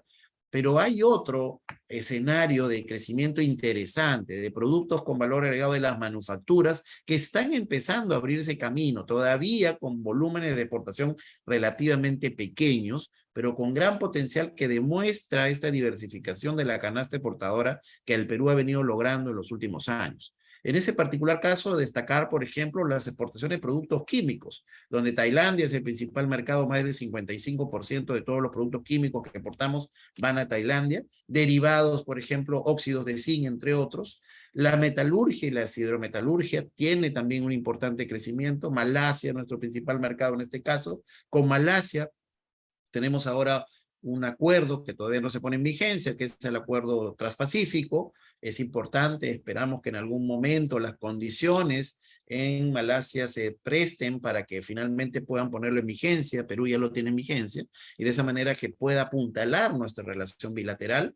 En el caso de la madera, también exportamos más de cerca de 6 millones en madera, ya estamos exportando. Vietnam es de lejos el principal mercado, casi 96% de lo que exportamos en madera se va a Vietnam. Tenemos productos metalmecánicos, maquinarias, algunos de ellos inclusive que tienen que ver con diversos artículos basados en el hierro y el acero que sirven para gastronomía y entre otros. Indonesia, nuestro principal mercado en este caso. Y bueno, las prendas de vestir, sudeste asiático es un competidor muy fuerte en prendas de vestir. A pesar de ello, hemos tenido relativamente poco, pero la oportunidad de vender algo entre confecciones y textiles. Singapur, Indonesia son los principales mercados para ello. Es decir, hay que ir viendo también lo que se está generando desde otros sectores, todavía de una manera inicial, de una manera embrionaria, pero que ya empieza a marcar un camino de las posibilidades que existen. Y si vemos en la lista, solamente tenemos acuerdos vigentes con 3 de estos principales mercados que reciben estos productos. Estamos hablando de Tailandia, estamos hablando de Singapur y estamos hablando de Vietnam a través del Transpacífico. Pero nos faltan, por ejemplo, acuerdos con Indonesia, con Filipinas, y que el acuerdo que tenemos, que Malasia comparte con el Perú por el lado Transpacífico, se pueda poner en vigencia por el lado de este país para que finalmente también tengamos un aprovechamiento de oportunidades y de esa manera salir al frente de ellas.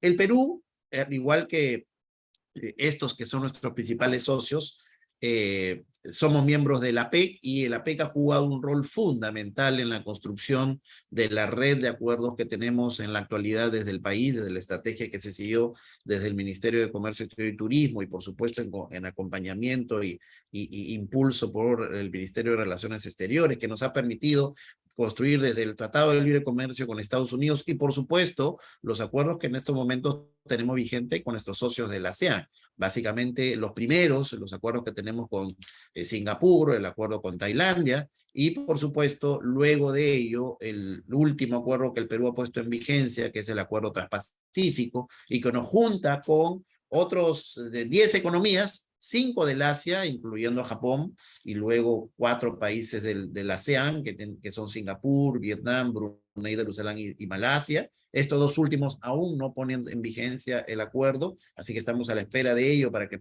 las oportunidades puedan fluir. Y por el lado de las Américas hay 4 países que son parte de este acuerdo transpacífico, son Canadá, México, Perú y Chile, y por supuesto se le suman Australia y Nueva Zelanda. Ojo que Australia y Nueva Zelanda también son socios importantes de ASEAN. En general, estamos hablando de un espacio económico muy dinámico, al que el Perú debe de observar con mayor fortaleza y mayor dinamismo. Entiendo que algunos de nuestros socios en la región, por ejemplo Chile, están bastante encaminados en su observación y en sus posibilidades hacia futuro con el ASEAN y con el RCEP, que en realidad es un acuerdo que tiene ASEAN con otros países importantes del Asia-Pacífico.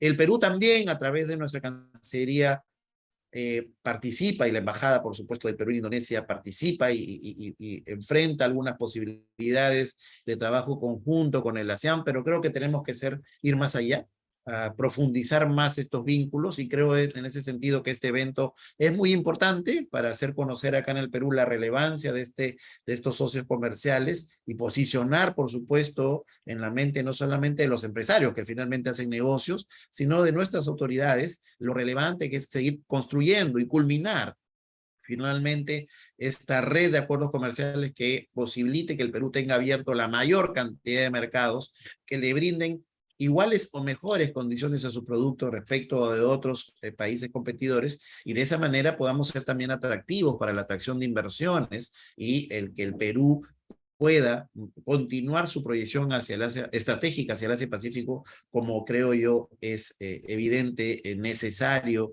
y relevante para el futuro económico de nuestro país. En ese sentido, entonces, creo que hay todavía un relacionamiento relativamente pequeño.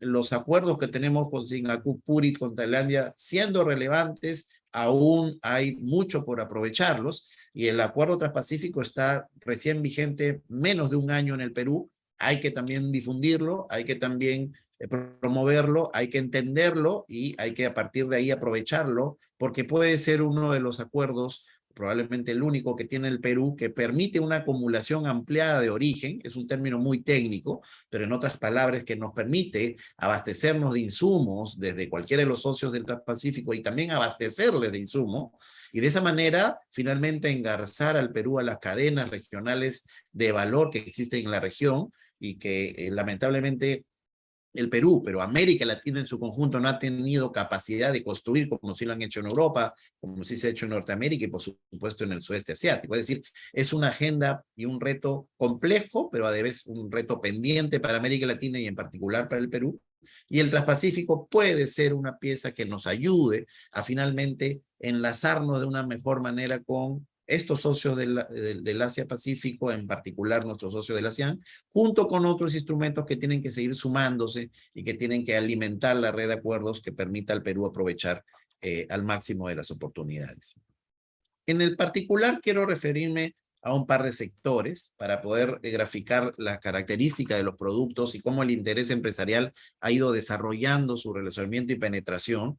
El principal producto que Perú exporta al mundo en el sector agrícola son las uvas. Al mundo, el Perú ya, este es un producto que ha superado la barrera de los $1.000 millones. En el caso de ASEAN, hay importaciones. ASEAN también importa más de 1.000 millones. Estamos hablando de importaciones desde ASEAN por 1.054 millones, de las cuales el Perú abastece solo el 2%. Es decir, Perú se ha convertido en el principal proveedor de uvas del mundo.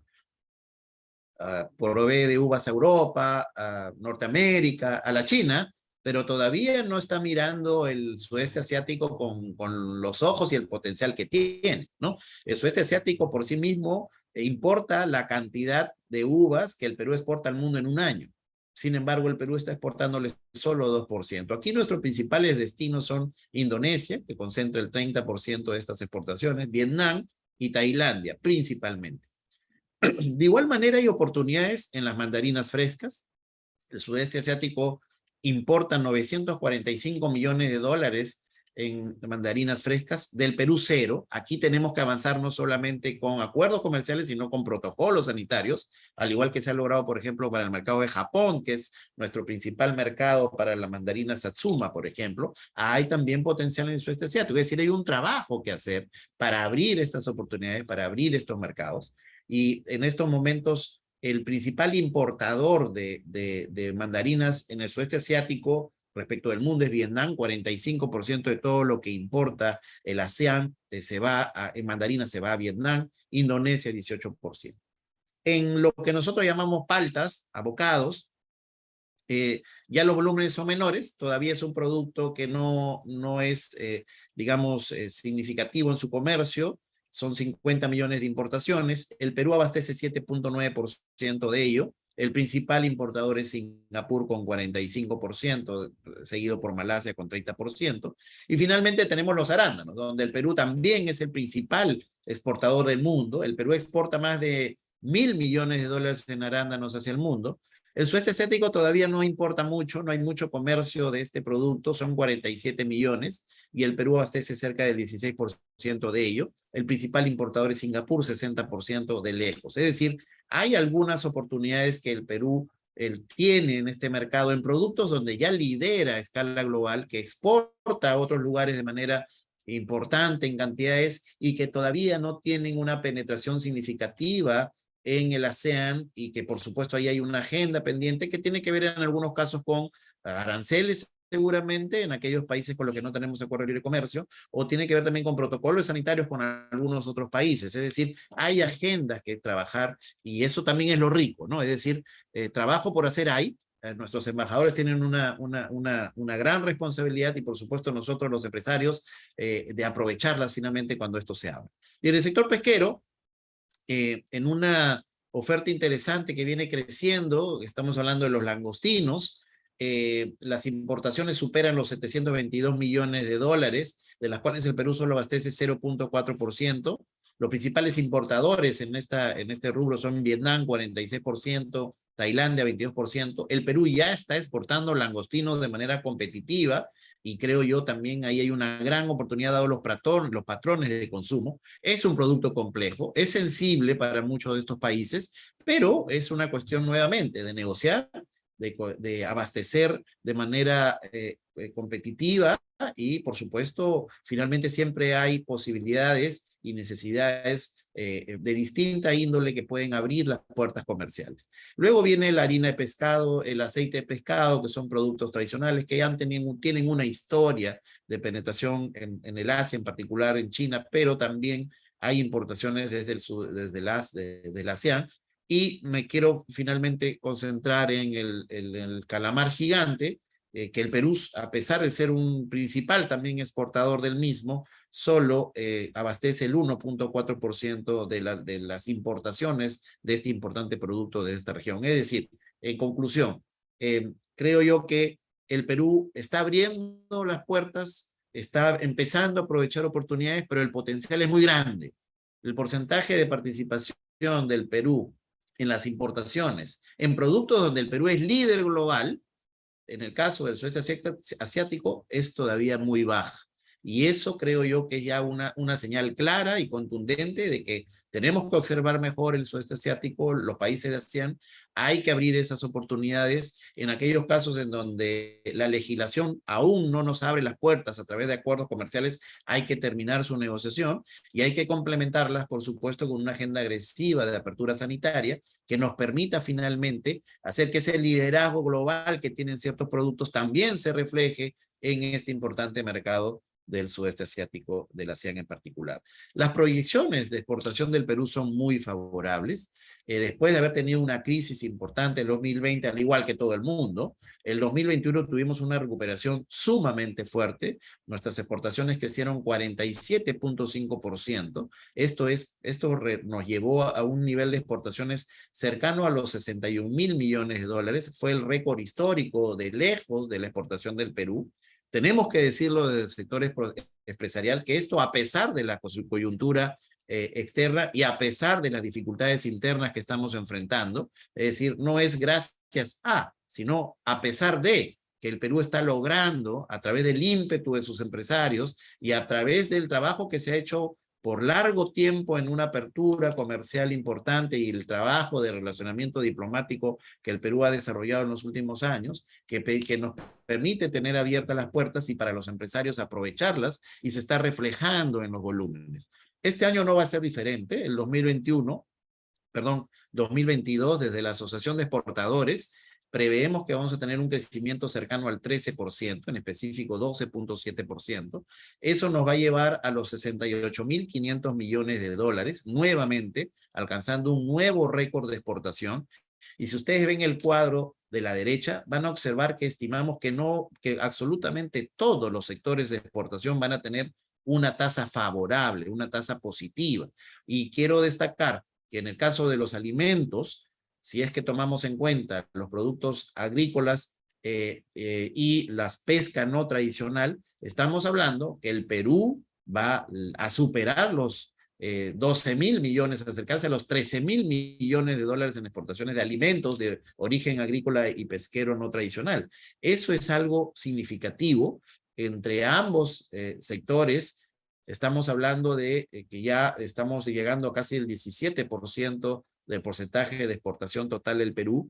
Son sectores líderes definitivamente, y el futuro de los alimentos además es un futuro que se avisora favorable, dado las tendencias demográficas, dado los cambios de patrones de consumo por productos frescos y que aporten a la salud, y dadas las características del Perú, ahí tenemos un gran potencial de seguir creciendo. Y por supuesto, los países de ASEAN, el sudeste asiático, son un mercado muy relevante que viene creciendo también y que tenemos que nuevamente desarrollarlo, aprovecharlo y finalmente hacer que el comercio bilateral y las relaciones de amistad sigan creciendo y profundizándose.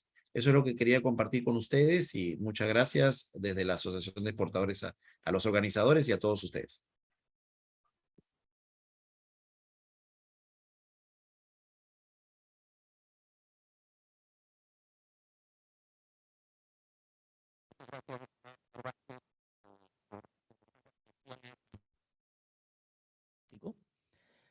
Para cerrar el evento, me gustaría dar la palabra a la doctora Rosario Santagadea, directora del Centro de Estudios sobre China y Asia-Pacífico de la Universidad del Pacífico. La doctora Santagadea es doctora en Economía Internacional por la Université de Paris, West Nanterre La Défense, Francia, y ha sido fellow del Waterhead Center for International Affairs de Harvard University. Se ha desempeñado como asesora de ministros de Relaciones Exteriores, Defensa y Economía, así como también de la Presidencia del Consejo de Ministros. Ha sido consultora internacional del Banco Interamericano de Desarrollo y secretaria ejecutiva del Centro Peruano de Estudios Internacionales, entre otras posiciones. Sus investigaciones académicas incluyen libros, artículos y documentos de trabajo publicados en América Latina, Europa, Estados Unidos y China. Estimada Rosario.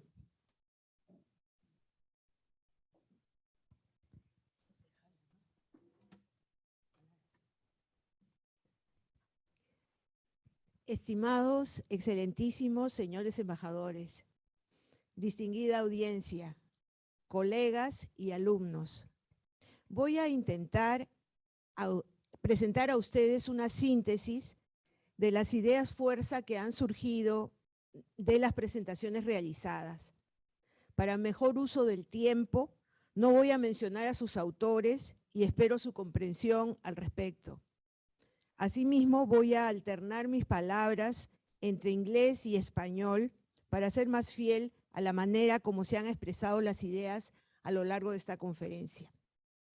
Un primer grupo de ideas fuerza consiste en considerar que el sudeste asiático es efectivamente un referente para el Perú y América Latina en materia de crecimiento económico y avance en varias condiciones claves para el desarrollo económico y social en el largo plazo. Retomo aquí una frase importante de uno de nuestros ponentes.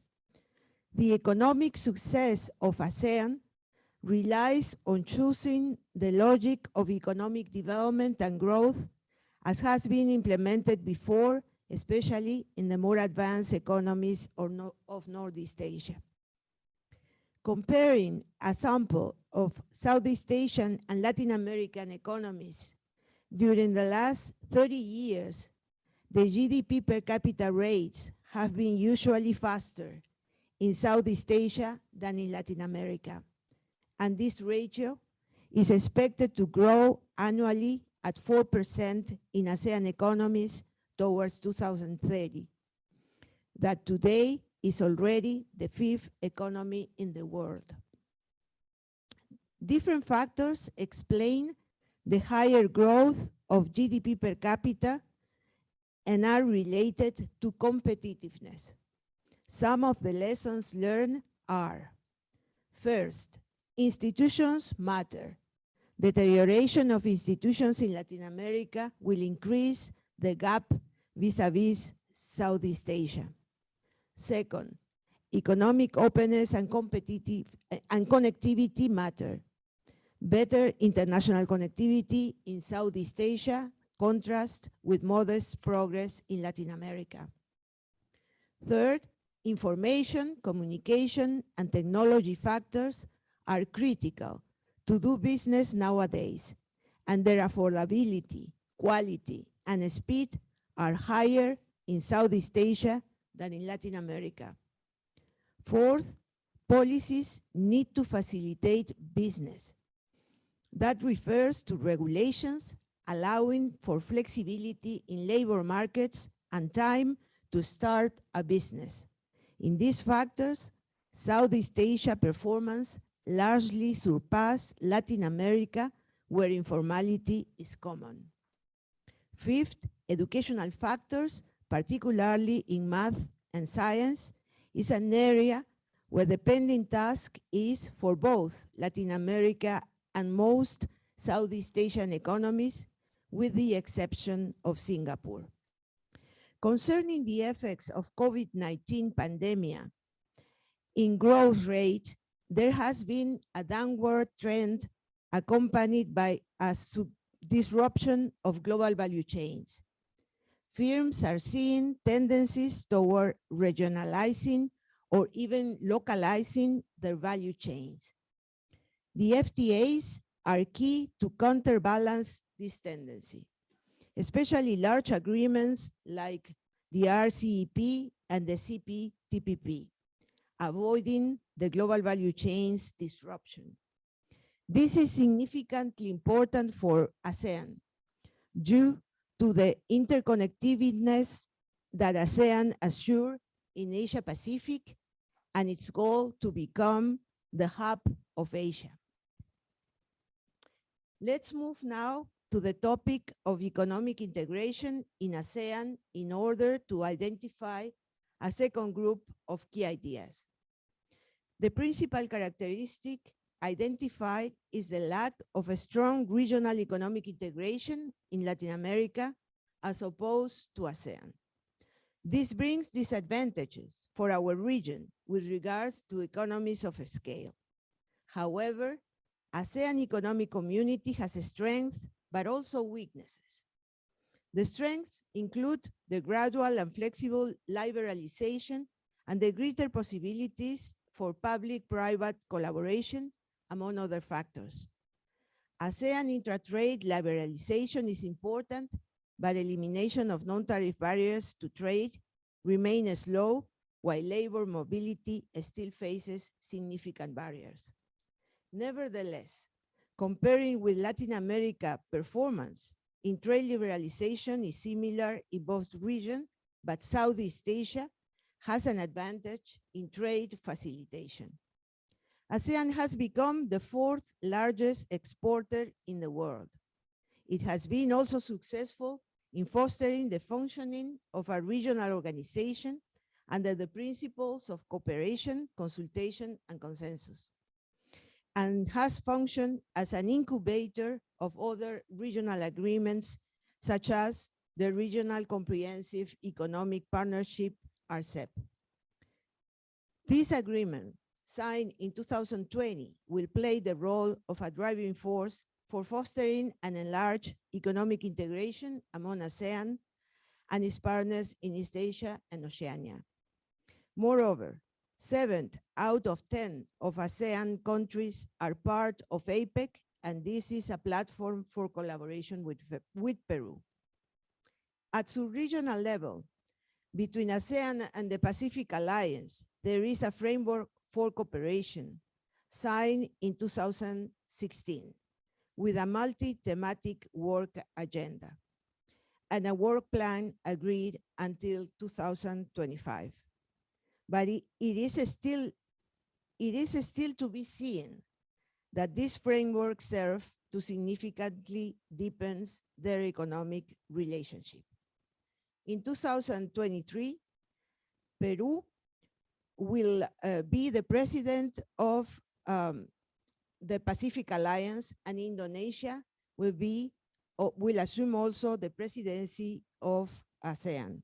And this could be an opportunity to advance in a more intensive way, including the perspective of a free trade agreement, ASEAN-Pacific Alliance. Agregaríamos también que la identificación de las lecciones aprendidas en la integración de ASEAN y su vinculación con el resto de Asia del Este podría ser un referente para reorientar esfuerzos en la integración regional o subregional de América Latina. En el ámbito digital, el de la resiliencia frente a choques externos, el crecimiento verde, la integración a cadenas globales de valor, el turismo, entre otros. Hay un campo importante para desarrollar más análisis de manera comparativa en la perspectiva de profundizar estos campos.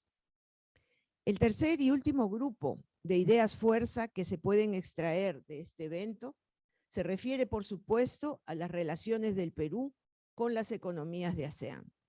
¿Qué se ha logrado? ¿Cuáles son las oportunidades futuras y las estrategias que han funcionado? Las ideas fuerza aquí consideradas se dividen en dos grupos: comercio e inversión. En comercio, el análisis presentado muestra las siguientes características principales. Las exportaciones peruanas hacia ASEAN crecen, pero su estructura es predominantemente tradicional. La minería representa 66% del total exportado a estos países en 2021. En el rubro de las exportaciones no tradicionales, nuestras fortalezas están en los sectores pesquero y agrícola, y las oportunidades en estos sectores son muy grandes, dado que el Perú solo representa un mínimo porcentaje de la importación total que hacen las economías de ASEAN de estos productos, en los cuales el Perú ya es un líder mundial. El rasgo fundamental de nuestro comercio con ASEAN es el permanente déficit comercial para el Perú. Revertir esta tendencia o equilibrarla constituye un desafío en el plano comercial, a lo que deberían coadyuvar el Tratado de Libre Comercio que tenemos con Singapur, los protocolos Perú-Tailandia y la participación de Singapur, Vietnam, Brunei y Malasia, junto con el Perú, en el Comprehensive and Progressive Agreement for Trans-Pacific Partnership, CPTPP. Sin embargo, con Indonesia, que representa 40% de la población total de ASEAN, las negociaciones para la suscripción de un tratado de libre comercio no han avanzado desde 2017. Chile tiene un tratado de libre comercio con Indonesia en vigor desde 2019. Hay aquí también una tarea pendiente. En materia de inversiones, es usual hablar de la inversión extranjera directa que llega al Perú. Pero en este caso nos hemos focalizado en la inversión peruana, que se localiza en ASEAN a través de AG Group. Y esta es una excelente manera de concluir nuestra conferencia internacional. Hemos escuchado como filosofía empresarial lo siguiente: entrepreneurship is entailing risk beyond what is normally encountered in starting a business, which may include other values than simply economic ones. Y eso parece graficarse en el caso de AG Group, con su inversión en el sudeste asiático, cuyas estrategias de éxito se resumen en los 4 casos que nos han sido presentados. First, detecting a market demand and creating a product to satisfy it. This is the case of the Gusto, a line of food products to participate in the food market, whose absolute value and year-on-year growth is much higher than the beverage market value and growth. Second, innovation that implies launching new and exciting flavors and variants to the market to keep stimulating consumers in ASEAN. Third, connecting with values and principles of high acceptance, such as the United Nations Sustainable Development Goals 2030. This is the case of the brand Amayu. And finally, fourth, constantly deepen the firm globalization with investments in AG Group plants in Thailand, Vietnam, and Indonesia, and opening new dealers in Brunei, Papua New Guinea, the Philippines, and Malaysia, among other arrangements after 17 years in Southeast Asia.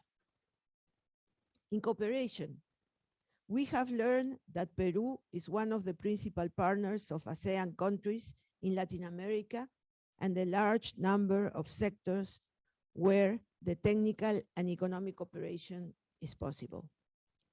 In sum, we believe that this is a very rich set of ideas delivered by the conference, and we hope having contributed to a deeper understanding of ASEAN and the potentialities of its relationship with Peru. And now, for the very closure of this event, we have added to the program a book donation ceremony. Universidad del Pacífico is honored to receive an important book donation from the part of the embassies of Thailand, Indonesia, and Malaysia that will go to the library of our university and benefit our academic community. For that, I invite to the podium Ambassador of Thailand, Sorayut Chasombat, President of the ASEAN Committee in Lima. Thank you very much.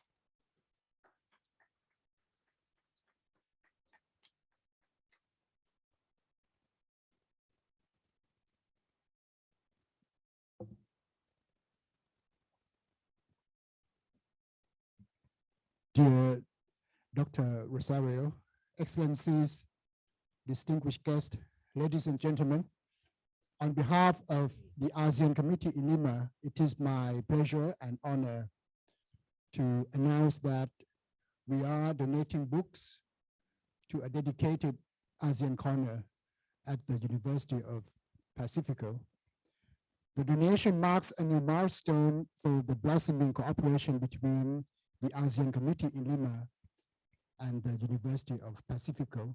We are so glad that the university has accepted to launch an ASEAN Corner, complete with books about the politics, economy, society, and culture of ASEAN in one of Peru's most prestigious private universities. The books will provide a useful source of information about ASEAN and Southeast Asia for the students, professors, and staff of the university. As we have discussed today, during the seminar, ASEAN presents a great opportunity for Peruvians, especially the youth, and we hope the corner will inspire your university to travel to or to collaborate with ASEAN in the near future. We hope the ASEAN Corner will contribute to the already globally minded learning environment of the university and a symbol of the cordial relations and friendship between ASEAN and Peru. Thank you very much.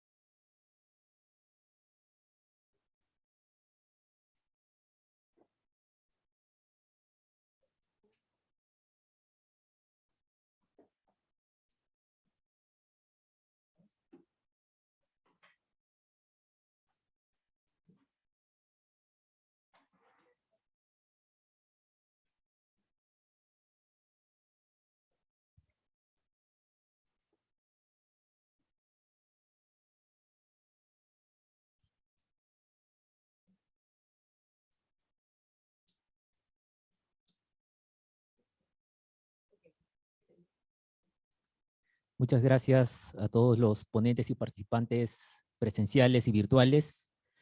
A nombre del Centro de Estudios sobre China y Asia Pacífico y el Comité ASEAN en Lima, agradecemos su participación y será hasta otra oportunidad. Muchísimas gracias con todos.